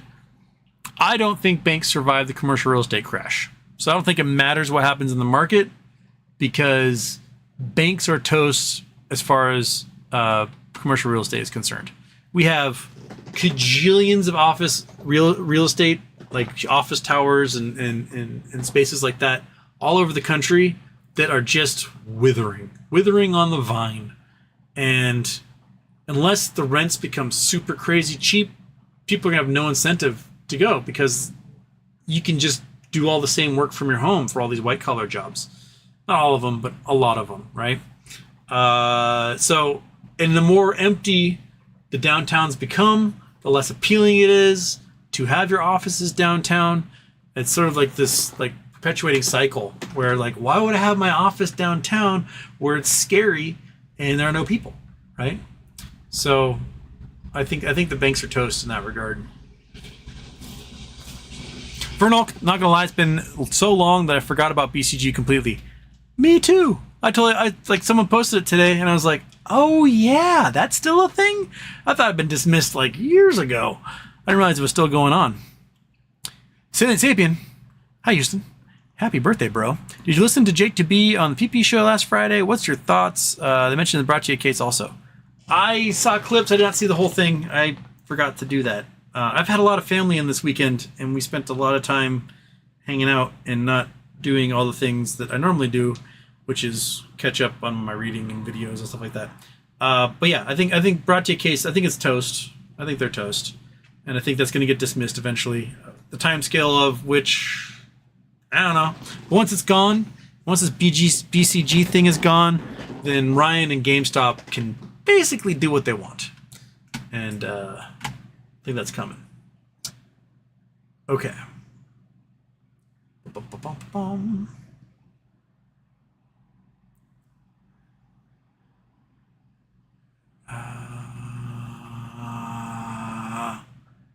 Christopher Heiss, will MMTOP settle? I don't think so. It sounds to me like they're redoing their 10Ks. They're going to give a value to the potential spinoff of Nuco, and then refile their S1 to do just that. And once they get their 10Ks all recalculated and done, then it's going and then they can start dangling that nuclear bomb in front of FINRA and the SEC and be like, look, you had your chance to fix this problem. Now we're going to blockchain a stock that all of our shareholders who are registered get, and anyone else is going to owe, and there's nothing you can do about it. And I think that seems to be what they're going to shoot for on this. Not a moth. How'd the government get so much Bitcoin? Capturing it from thieves and drug dealers and money launderers. Basically, think about like, you know, your local drug dealer is probably getting paid a lot in Bitcoin, right? Because why deal with cash? You can just deal with this electronic thing, and then they get arrested. And then the government gets their access to their computers and their cell phones, like, oh my gosh, we now have their Coinbase wallet, and we can just go like that and send it into the U.S. Marshals account, and now the U.S. Marshals has all this dude's Bitcoin, right? Or there's a giant scheme where something gets broken into and billions of dollars of Bitcoin stolen. Years of investigation. Excuse me. Later, they find the wallet, the cap sees the wallet, they crack the wallet, and then they get the Bitcoin from it. So they've basically been collecting it that way for quite a while. You can look on GSA auctions. Every once in a while, they'll sell off a Bitcoin. Let's see if there's any right now. GSA auctions. See if there's any cryptocurrency happening in GSA options at the moment. Oh, that is calculator and not GSA auctions. There we go, cryptocurrency. Bam. So here is XRP. 5,990 XRP cryptocurrency is up for auction starting on August 5th. So there you go. That's just under miscellaneous. So they only have that one miscellaneous on this guy. Let's see if they have other cryptocurrencies. Is that it? Location category. Boats, aircrafts, communications, computer equipment. So these things will be optional. I can't remember if U.S. Marshals is part of this one. I think it is because they got the airplanes and like fancy cars and stuff like that show up here. We can look at U.S. Marshals auctions. U.S. Marshals auction. Asset forfeiture. Here we go.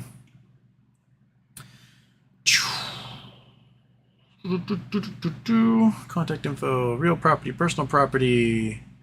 Oh, these are different auctioneers. So let's see what Apple auctioneering has. I know I'm not leaving my site, so I clicked on it.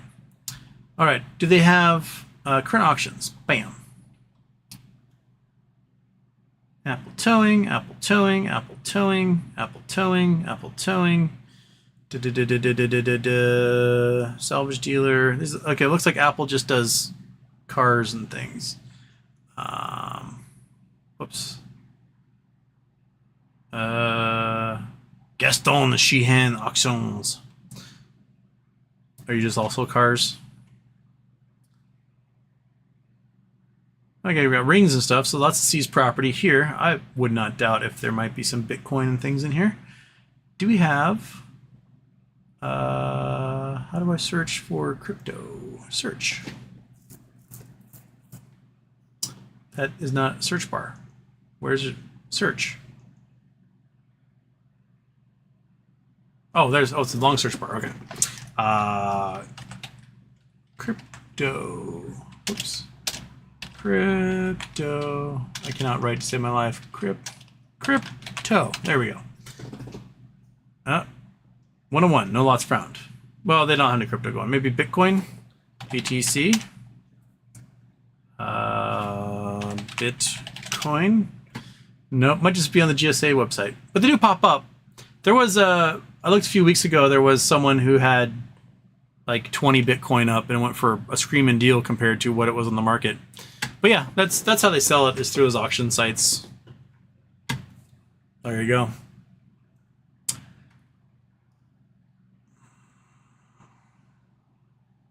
Don't shade him. He's not pleading guilty because overlords will probably put a price on his head. He's probably in collusion with some entity far more effed up than Citadel, probably Gensler or Jerome.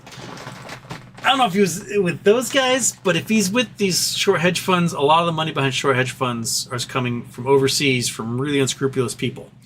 So maybe, this is complete speculation on my part, Andrew pleads guilty, or pleads not guilty, right, is free on bail. He may have already taken a deal. He may be like, let me plead not guilty, and then they'll call off their assassins, and then you guys put me into hiding or something. That could be what's happening also. But I think him fighting this is really stupid because It's going to allow warrants to be issued to bring in co-conspirators and allow that investigation to continue even further, which puts them more in the spotlight, and they don't want that. Just plead guilty, turn state's evidence, go into witness protection, and that's your best bet, Andrew.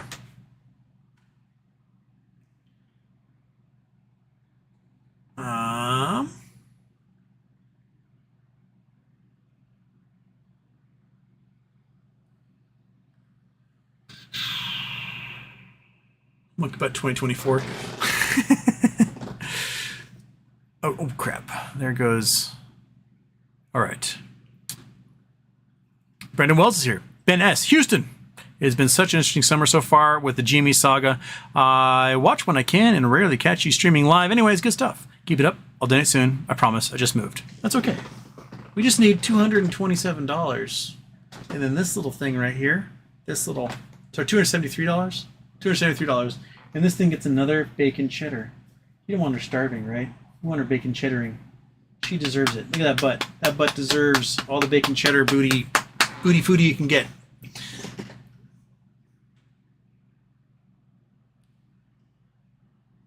Ben S. P.S. that up there wasn't a question. Do you like playing pool like 8-ball and 9-ball? Yes. I used to play a lot. In high school, we got pretty good. My best friend's basement had a pool table, and basically what we would do is we'd play our guitars for like an hour, and then we'd go play pool for an hour, and then we'd go play our guitars for an hour, and then play pool for an hour, and we'd do that years on end every single day. I got to the point where I felt pretty confident I could shark people, and did a couple of times. But my problem is I got glasses, and I'm out of practice because I haven't really played much. We were playing every day for like 5 years to playing once a year after that, and your skills really do diminish. But I had got glasses in that time, and I can either have my glasses off and everything's blurry, or my glasses on, and the way that like your head is cocked, I end up seeing two balls. One in my glasses and one in my eyes because of the refraction, and that sucks. I want to get my eyes lasered so bad. If we have most money, I'll definitely have a pool table in my house. That's for sure. We would play this game that we called it 30 shots. And it started when we were terrible. The goal was to get all 8 balls in less than 30 shots, right? Because the idea was figure out how to run a table. It didn't matter what order it was in. You just had 30 shots to attempt to get all 15 balls in. And I think our record got down to like 7 shots. I think my friend Nick had the record. And we had this piece of paper that was like, scratch out the name. It was like the first time someone got 30 shots, we're like, oh my gosh, we're awesome. We were like 14. And then someone got 28 shots. We're like, no way. And then it got down to like 15. And then I think the record was 7 shots to get all 15 balls in, which was just like mind-blowing. I've seen the videos where people like get them all in off of the break, and I think all those are AI or faked or something, CGI. But yeah, I like myself some billiards. I like going to the garage up on Capitol Hill in Seattle. It's a fantastic location. Eddie Vedder's a part owner. They have a billiard hall and a bowling alley, and it's cheap for both. Like it's like the cheapest bowling in Seattle. Plus, it's got great food, and it's hip and with it. Julius Miami, Intel plans to lay off up to 10,000 employees. That's Intel being Intel, man. They'll lay off those 10,000 employees and then be like, oh, we need to hire you all back to do this other project we're on. They do that a lot.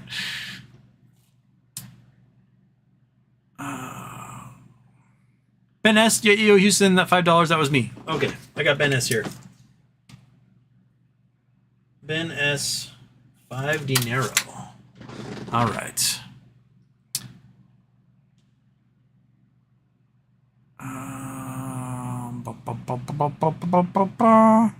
Adele Adiris, I am checking Bo Jackson's Ultimate Athlete career highlights, NFL legends. Dude, the things Bo Jackson did were insane. Like I think his official 40 time, which I think is still the record, is at like 4.12, but he had unofficial sub 4 second 40, 3.99. What is insane? Like he could have been an Olympic sprinter easily.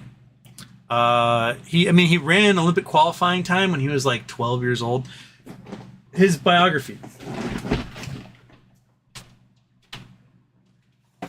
I should read it again though. I got this, I think when I was in 4th grade, and I read it when I was at summer camp, and all the stories in here still just stick in my mind. A 600 plus foot home run when he was in the minor leagues in Memphis, right? Like when he was, I don't know, 10, 11 years old, he flat foot broad jumped over a 5-foot fence. Like when he was 12 or 13, they had to pass a special rule in his county's little league because he was throwing over 90 miles an hour and they were scared he's going to kill someone, so he was not allowed to pitch. Like, dude, is it? You read this book and you're like, oh my god, like how did we create a human like this? And will we create another one like this again? It's just a real bummer that he got tackled and shattered that hip, man, because he was like in the process of, like, he had the strength, he had the tools, he just struck out a lot because he swung at everything. And after his hip surgery, his final season with Chicago White Sox, where he's a part-time player, was probably the best season of his life. And it's because he like slowed down and figured out how to play baseball, like mentally. And if we'd had that, settled Bo Jackson brain that was in that last season in with the White Sox, then maybe with his athletic prowess and not having a new hip in him, he would have been a Hall of Famer for sure. I mean,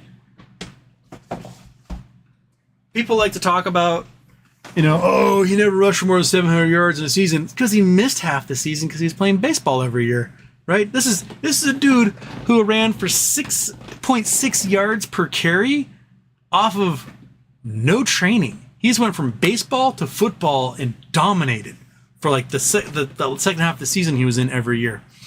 The guy was a freak of nature. Absolute, just could have done. He could have been the best soccer player in the world, the best cricket player, the best baseball player, the best basketball player. If he just did not matter, you put him in something and he would have been better than you at it instantly. Doesn't matter how much time in your life you spent studying that man. Yeah, he was a world-class track and field. He loved baseball. He's like, I don't want to play football. But it was he got drafted by the Kansas City Chiefs originally. He was like, no. And then the Raiders drafted him, and the Raiders owner was like, look, you don't have to worry about, preseason. You just play baseball and then show up and play football for us and then go to spring training and play baseball again. Bo was like, cool. Yeah. He was just a stud. The Bo Knows jokes were hilarious. Bo Knows surfing. Bo Knows boxing.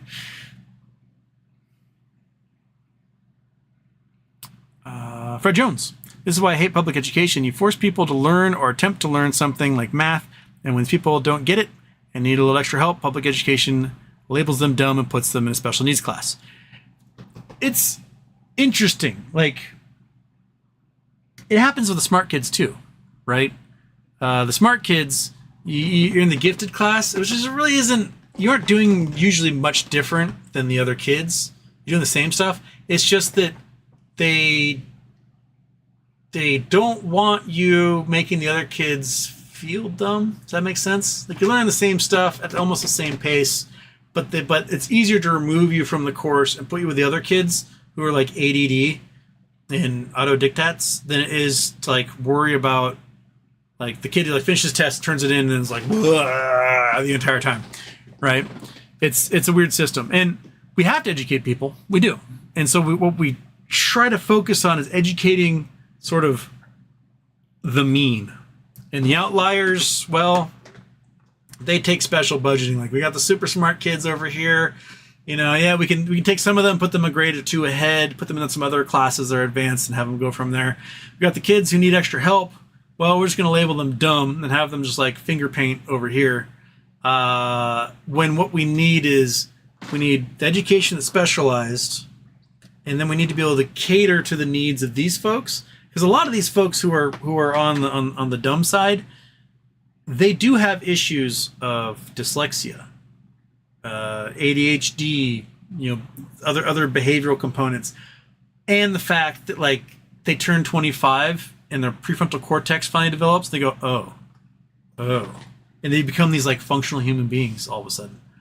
I remember a kid I grew up with, complete spasmo, absolute bouncing off the walls freakazoid, and there's like no controlling him. Every class I was in, he's just like, just freaking out. Just like teacher would be like, calm down. He'd be like, blah, and like flip his desk over and just bounce off the walls. And our entire lives was him doing that. And, I ran into him a couple years ago. Totally normal dude, wife, kids, hobbies, calm, rational, well-read, like complete opposite of the bouncing weirdo that I grew up with for like 18 years to this like fully formed adult who could sit and pay attention to things that like not medicated. It just his prefrontal cortex finally developed. I don't know, and like some hormone level went beer and just calmed down and became a normal human being. So because education is expensive, because it takes such a large chunk of local budgets, everyone's always looking for something to cut, and things that get cut are gifted programs, special ed programs, after school programs that teach kids things that are outside of like reading, writing, arithmetic, and whatnot. And we need a lot more investment into these ancillary programs that surround everything, because people are unique, and the more options you give them, the more slots they can fill, and the more success they can have as an adult later. And when their prefrontal cortex finally like develops, and they go, oh, that was a crazy 25 years. Yeah. So Talvin 4 donated. Here we go, Talvin 4.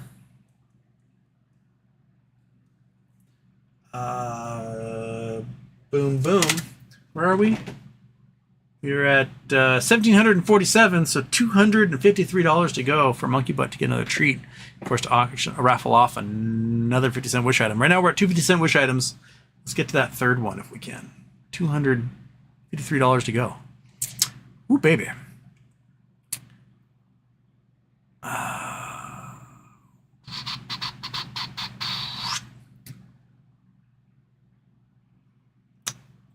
Adele Adiris said Jordan tried to pull Bo Jackson that baseball thing. What? I think Bo Jackson liked playing. Oh, sorry, Michael Jordan loved playing baseball. And I think he played baseball mostly because he was about to face punishment and perhaps a suspension for betting on basketball. That's my personal theory, is that he's like, oh, I'll play baseball for a year. Why not? I'm going to retire. Because he's going to face suspension anyways, and to save his image and his Nike contract, he sort of agreed to like leave the sport for a year. And I think he would have played more baseball. The second half of his minor league season, he really started to turn it on and started to like raise his average. And he was, I think, going to be in spring training with the White Sox when the baseball strike happened. And when that happened, he's like, well, I guess I'll go back to basketball. And then that's all she wrote. But if the 95 strike, 94 strike, what year was it? 95. The 95 strike hadn't happened, then I think Michael Jordan may have finished his career playing baseball at that point. But yeah, he's got a bit of a gambling problem. Crayon Green, also get in here. Crayon Green. Boom, boom, boom, boom, boom, boom. All right.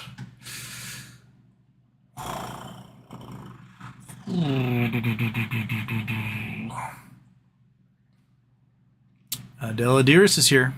Oh, Adele Idris, sorry. BDB brand, illegal weed in your area. Are you interested in it? No. don't care about weed at all. Are you asking Adele? I know German guy. He's been excited, very, very excited about it. I guess so.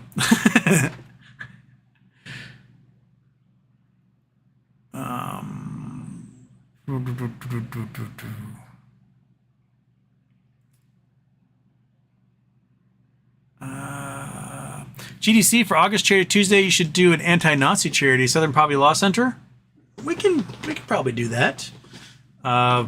It's a good idea. Put a pin in that one.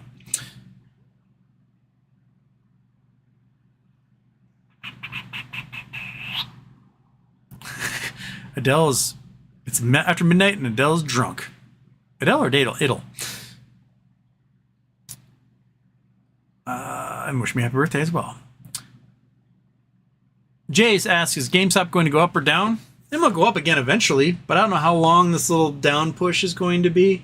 People aren't really excited right now. I don't feel like the hum of excitement. It's just kind of like we're back to thumb twiddling. We're not chin stroking. It's just thumb twiddling, and we'll twiddle away we will. So keep twiddling. Maybe something interesting is going to happen soon.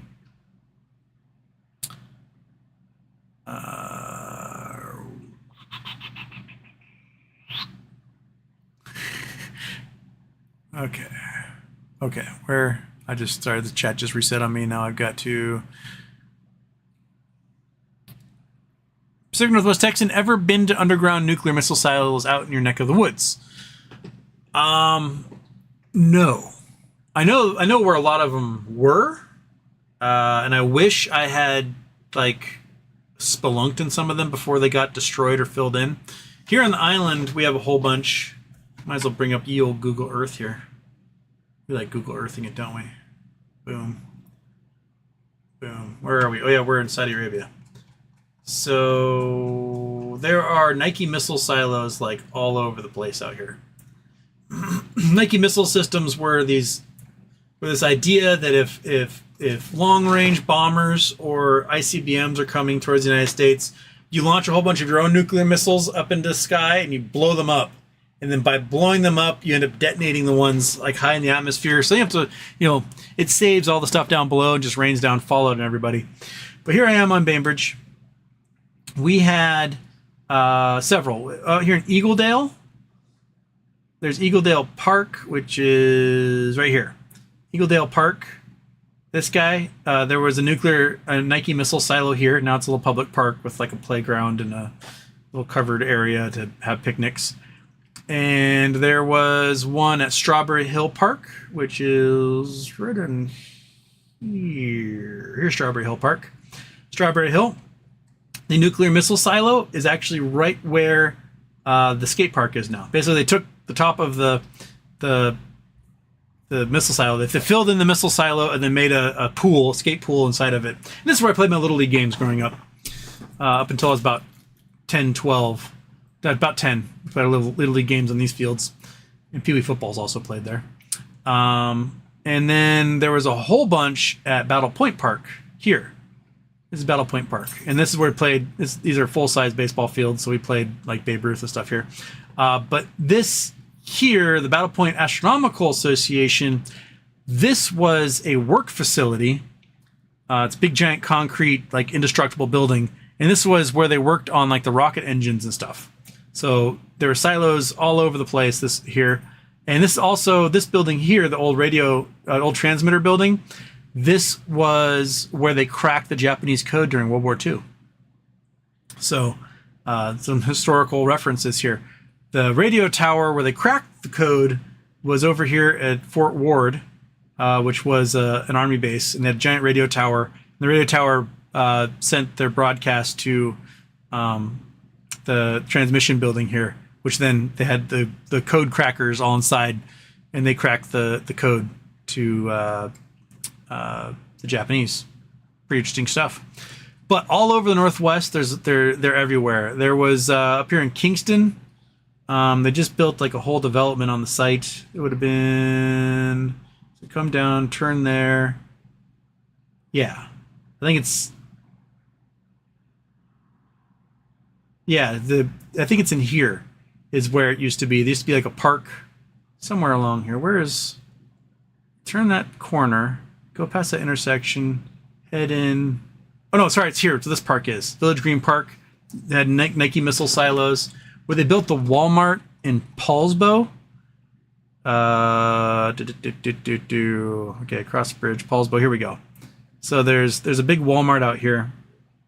Home Depot, Walmart. So in this area, there's a whole bunch of untouched nuclear missile silos, Nike missile silos, and somebody, when they're going to make this big development here, somebody broke in, rappelled down inside the silos, took as much of the equipment as they possibly could out of the silos, and then gave it to the Kitsap County Historical Society. And no one knows who it was. I'm sure somebody does, but the name's not out there. But they stole a whole bunch of the equipment, which was just going to get filled in with bulldozers, just filled all in and build a Walmart on top. If I had known that those were there, I did not know that they were there. I totally would have gone down there myself at some point. But I only learned about it after they started filling it in, and when they announced that the Historical Society had all this cool equipment from the missile silos. But yeah, and then there's places out along the Oregon coast and stuff where people purchased them and turned them into luxury homes all out here. I've not been to those places, but that'd be pretty neat. And I guess there's a couple out in Moses Lake and stuff where people have turned them into homes. I'd love to see it. It'd be cool. It'd be really cool.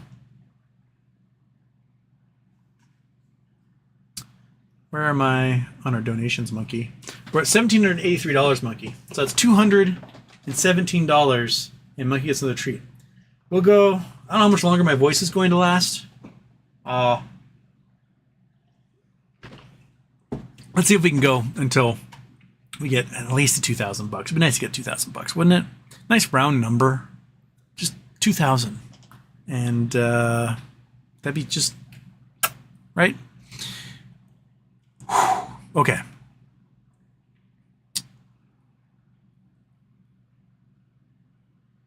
Just Mammy is telling Adele, look up that baseball catch in Kansas City. Oh, the one where he runs up the wall. That one's crazy. And the run in Seattle. The one I was at the game. I think I was 7 years old, at the game at the Kingdom where he threw out Harold Reynolds, flat-footed from center field, 400 plus feet. That throw is insane. Seriously, catches the ball and just frozen rope right into the glove of the catcher. Tags Harold Reynolds, and Harold's like, I can't believe this. This is insane. Bo Jackson was a freak of nature. Yeah.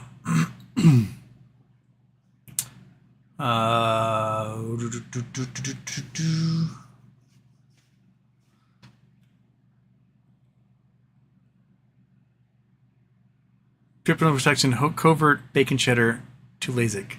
Convert bacon cheddar to LASIK. Okay. Jay, you live in Seattle? I've been there. Very nice city. Top notch. I think so too. I love living here.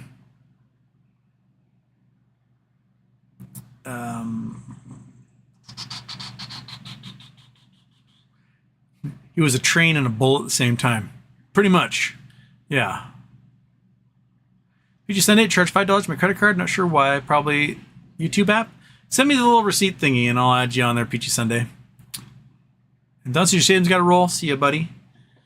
Am I almost at the end here?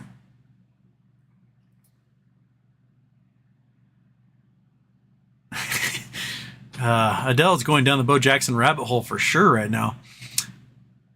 Adele? Correct me. I have no idea. Adele?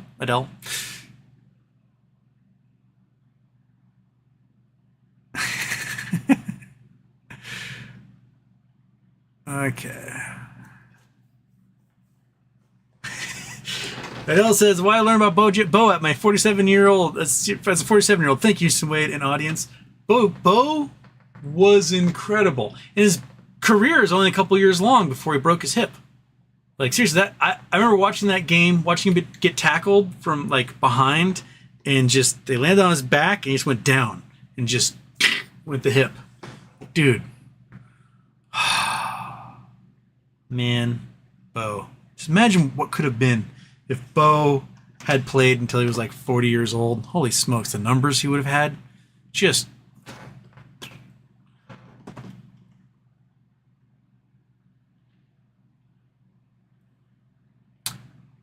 oh crud. There we go. Dalvin Force says, I'm always for helping First Nation organizations. My dad's side of the family descends from the Quileute tribe. I am only 1/16th though. There's actually some good gold out in the Quileute River.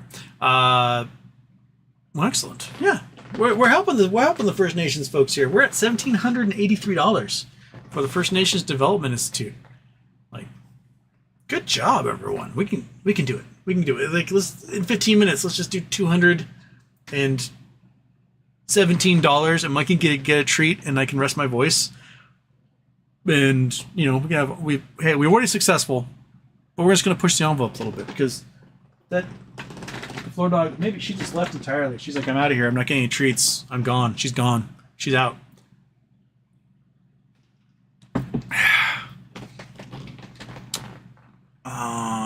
Okay, where am I?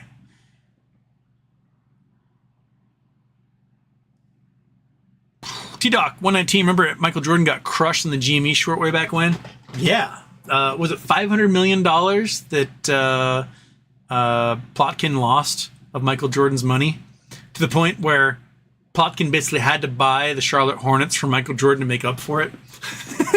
Like, woof. Woof. Man.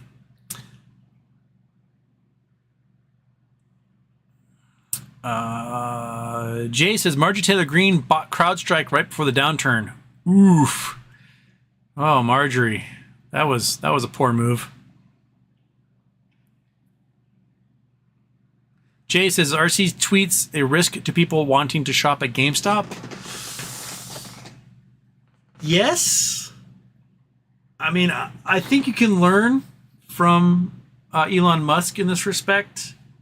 Elon Musk publicly comes out as a colossal bag of shit via his tweet storms, and Tesla sales are cratering. Like he's down 53% year over year in sales of those cars. That is abysmal.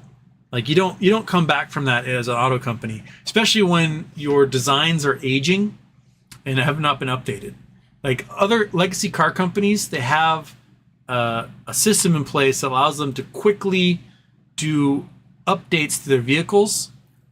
You know, their looks, like mid-model revamps, you know, different bumpers, different taillights, whatever. And they do these things pretty regularly and pretty quickly throughout the model life of their car before they completely retool and come out with a new version. And at this point, Tesla's never done that. They've never updated their models. They've never come out with a new model of a version that they had before. So the Model S has been the Model S the entire time. They've not made a new Model S. And the design is looking really tired compared to competitor designs for the cars that, let's frankly, look a lot sexier. The Hyundai Ioniq 5 is a sexy car compared to the Model X. The Porsche Taycan and Audi Quattro E, those are sexier cars than the S. They just are way prettier cars.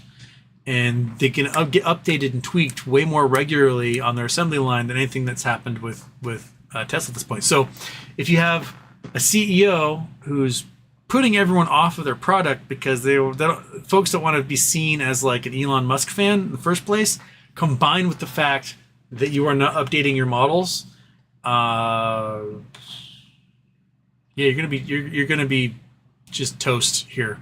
They were a hip new thing 10 years ago. They're not the hip new thing anymore. We are in a society where our attention span goes. The number of cars up for auction this week, I look at the auction websites. Like I got my little BMW convertible from insurance auction. The Graham auction, which did their auction yesterday, it was like 20 Teslas and no one was bidding on them. Like, you're talking, I think some of those Teslas sold for a couple $100. And like you need like a fender or maybe like a new axle or something on some of them. Like you had to put some work in them. But the parts alone are worth more than that. And people weren't even bothering to bid. So I think the honeymoon is kind of over for Tesla at this point. They got to do something. They got to do something to jazz it up. Or else I think the stock's just going to...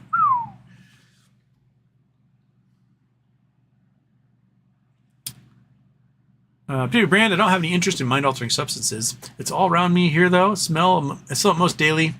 I'd not be against a cushy job dealing with the stuff. I hear it pays well. That is also true.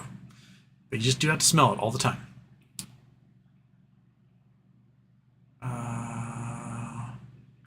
Just Miami, that pipe bomber is the worst insider trader ever. Maybe they give her bad advice as a joke. I could actually believe that. My pronouns are bull and bear. Is now a problem solver. Welcome, problem solver. Fantastic. Fantastic. We still have... Oh! We got some donations. Excellent. Okay, what we got in here? We got Darren Saunders getting in here for some more. Fantastic. Where'd I have you, Darren Saunders? There we go. Darren Saunders gets in again. We have Cade McFadden. Cade McFadden. Boom. And we have... There was one more that I saw, right? Dmitry Maximov. Fantastic. Dmitry Maximov. Boom.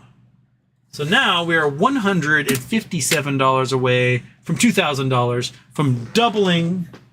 Monkey Butt is not anywhere around here. From doubling our goal and getting Monkey Butt another bacon snack. Ooh, and we got another anonymous donor. Thank you. There we go. Nice. Okay. OJ Kaminski, Cinematica. Check out their new album. Came out today. I think you dig them. The album's called The Architect. Okay, I'll put that on my note list here. Cinematica. Cinematica. What's it called? The Architect. The Architect. Okay. Boom. Got that one. Oh, Bull Bear. Got in here. My pronouns are Bull Bear. Bam. All right. Look at that. $1,868. $132 away, monkey. You get another bacon snack wherever you are.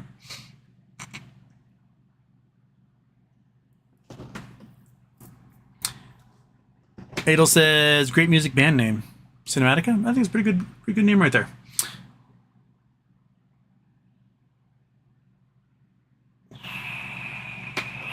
Peter Brand, the upkeep on structures in the ground is crazy. Oh, just sump pumps alone, right? Like, if you ever worked with like a trash pump, you can have like a 20 horsepower trash pump, and it might be able to push water up, I don't know, 30 feet, right?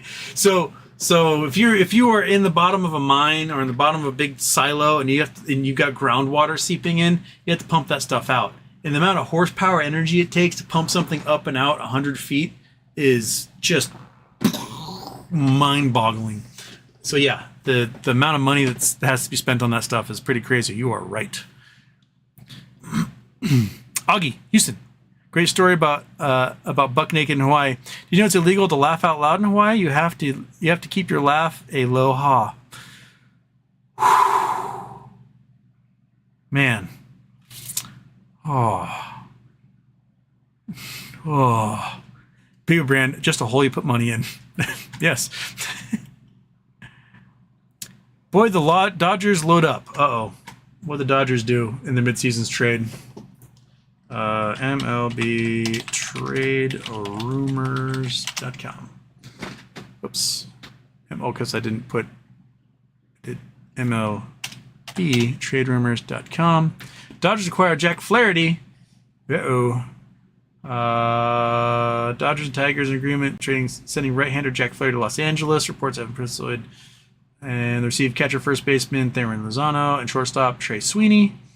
More speculation. Dodgers add best pitcher to be traded in 2024 deadline. Flaherty 29 in October. Sports point to a 2.95 ERA, 18 starts this year among pitchers with at least 100 innings. His 32% strike rate, K rate is fifth in all baseball. Also trimmed his walk rate to a career best 4.6%. So he's definitely in his prime right now.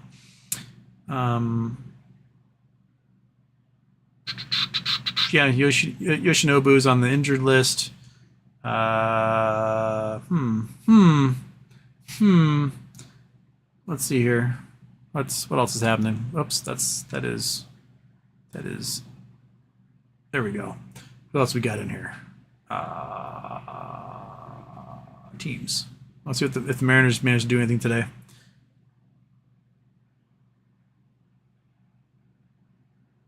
There we go. Oh, that's not at all what I wanted to see. Give me the teams. There we go. Okay. Seattle Mariners. That's what I want. I want the HTML. JT Chargois. He's a relief pitcher from the Marlins. Is that it? Is that all we picked up today?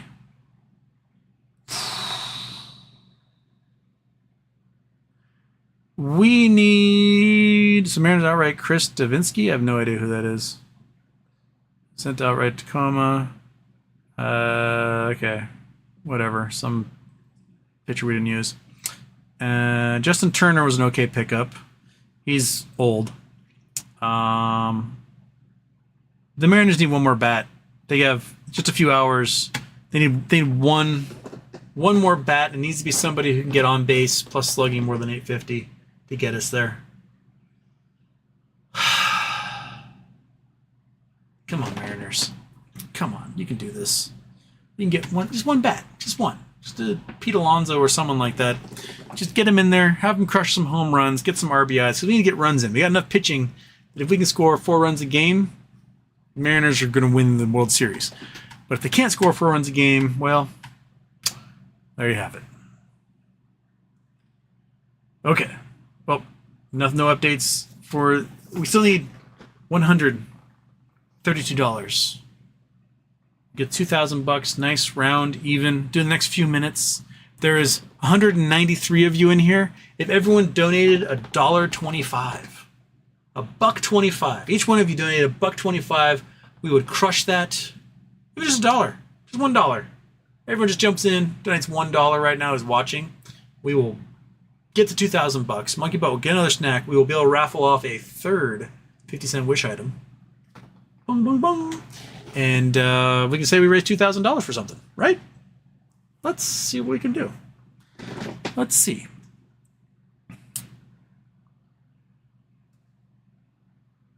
Oh, did that? Okay.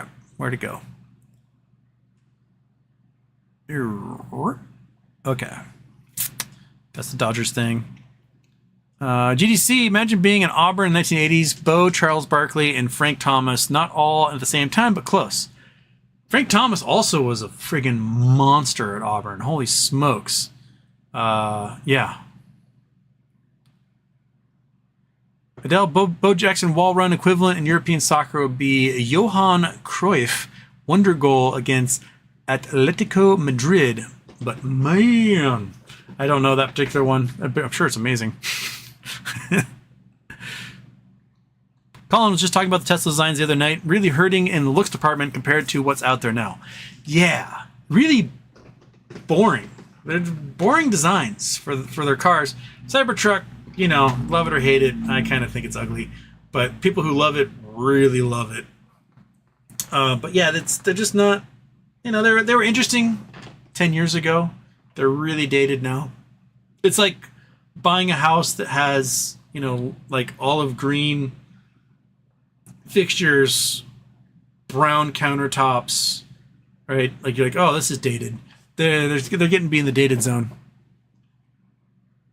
GDC, Bo is the most jaw-dropping athlete, but Dave Winfield was drafted by 4 teams in 3 different sports. That's true. Dave Winfield could have played in the NBA, football, and baseball, and he stuck with baseball. He was also the best college pitcher. Wasn't he at He was at oh crap, was it San Diego State? Is that where Dave Winfield was? Can't remember. But Dave Winfield was like unhittable as a pitcher and could have easily been a two-way player, but they didn't let guys do that back then. So just imagine if Dave Winfield had been drafted into the National League, right? And they could have let him pitch and hit. Oh man, that would have been amazing. But yeah, Dave Winfield is a stud. Another Hall of Famer. Beaver Brandy here. Fisker electric cars are selling out their inventory and intellectual property. People own the cars, all but own bricked cars now or later. Yeah, I read this thing that was like, hey, everybody, go lease a Fisker and just don't pay, because what are they going to do? Hire lawyers to get it back? No. So, oh, Michael Mystery. Oh, buddy, jumping in here. There we go. Michael Mystery. Bam, bam, bam. So now we're just $32 away. $32. Can we do it? $32. Let's just, like, in 5 minutes, everyone in here donate, what, 60 cents? Something like that. Let's all get in here. Come on. We're so close. Give Monkey Butt that last little bacon treat. And then Houston can rest his voice for the rest of the day. And see you all at some point tomorrow.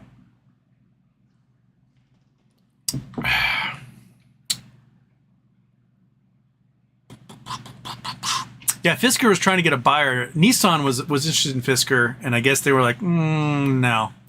I think the Fisker sedan is the most beautiful car of the last 20 years. It is gorgeous. It had a real dog of an engine at first because it's a hybrid, so it's got batteries and stuff, and it had the old Pontiac Iron Duke in it, or I guess GM Iron Duke, and those things are just gutless little wonders, like the stuff they put in the base model Pontiac Fiero back in the 80s. And why would you put that in like the modern beautiful car?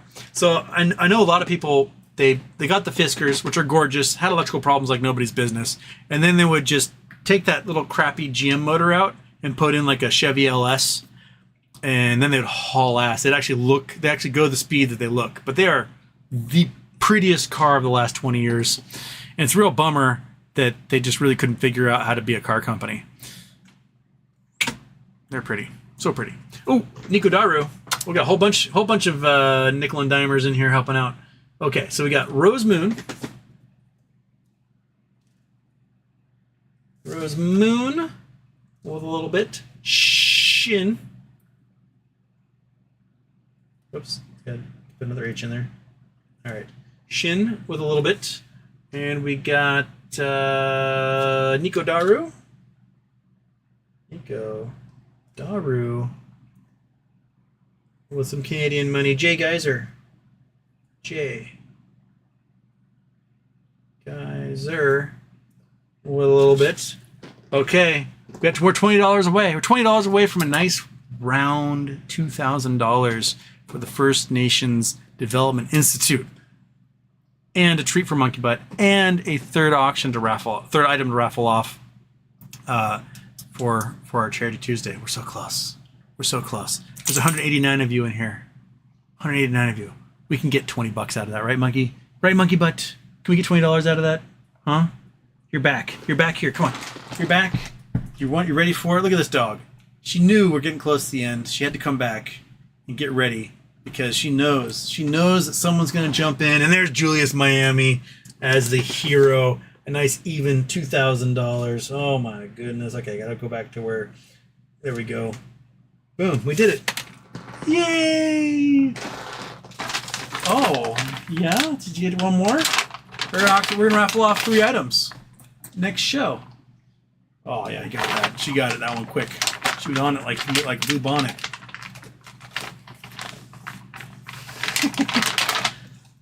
Such good crunches come out of your mouth.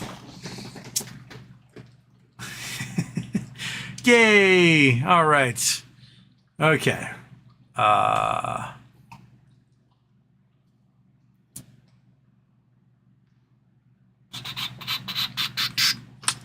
There we go.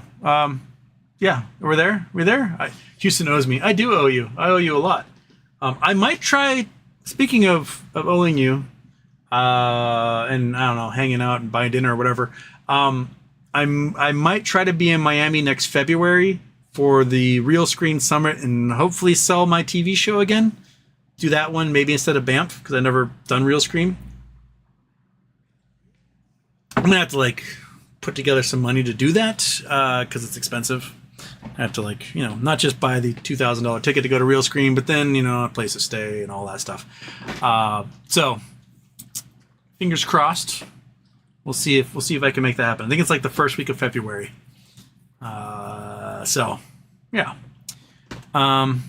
Cool. Monkey butt. Is that it? My voice is shredded, buddy. This room's getting warm.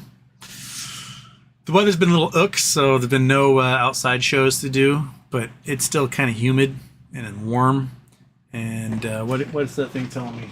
What do you say? 77. Not crazy warm, but I'm still warm. I think I'm going to shaboink now that we are a nice even $2,000, and hopefully we'll go up with recorded show later. More people will donate. And again, if you donate on the recorded version later, and somewhere around here is a donate button on one of these somewhere.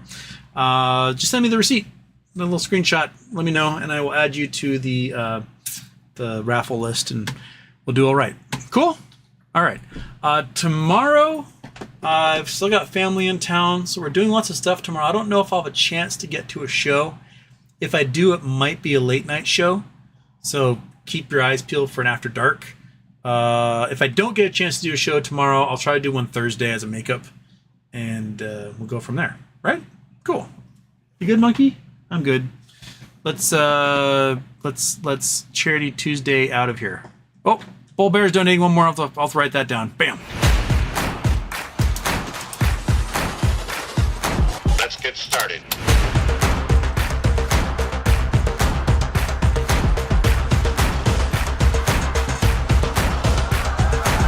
Let's go.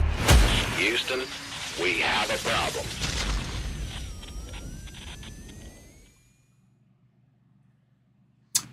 Okay. Peace out, Girl Scout. Thanks for donating. Thanks for making an awesome Charity Tuesday.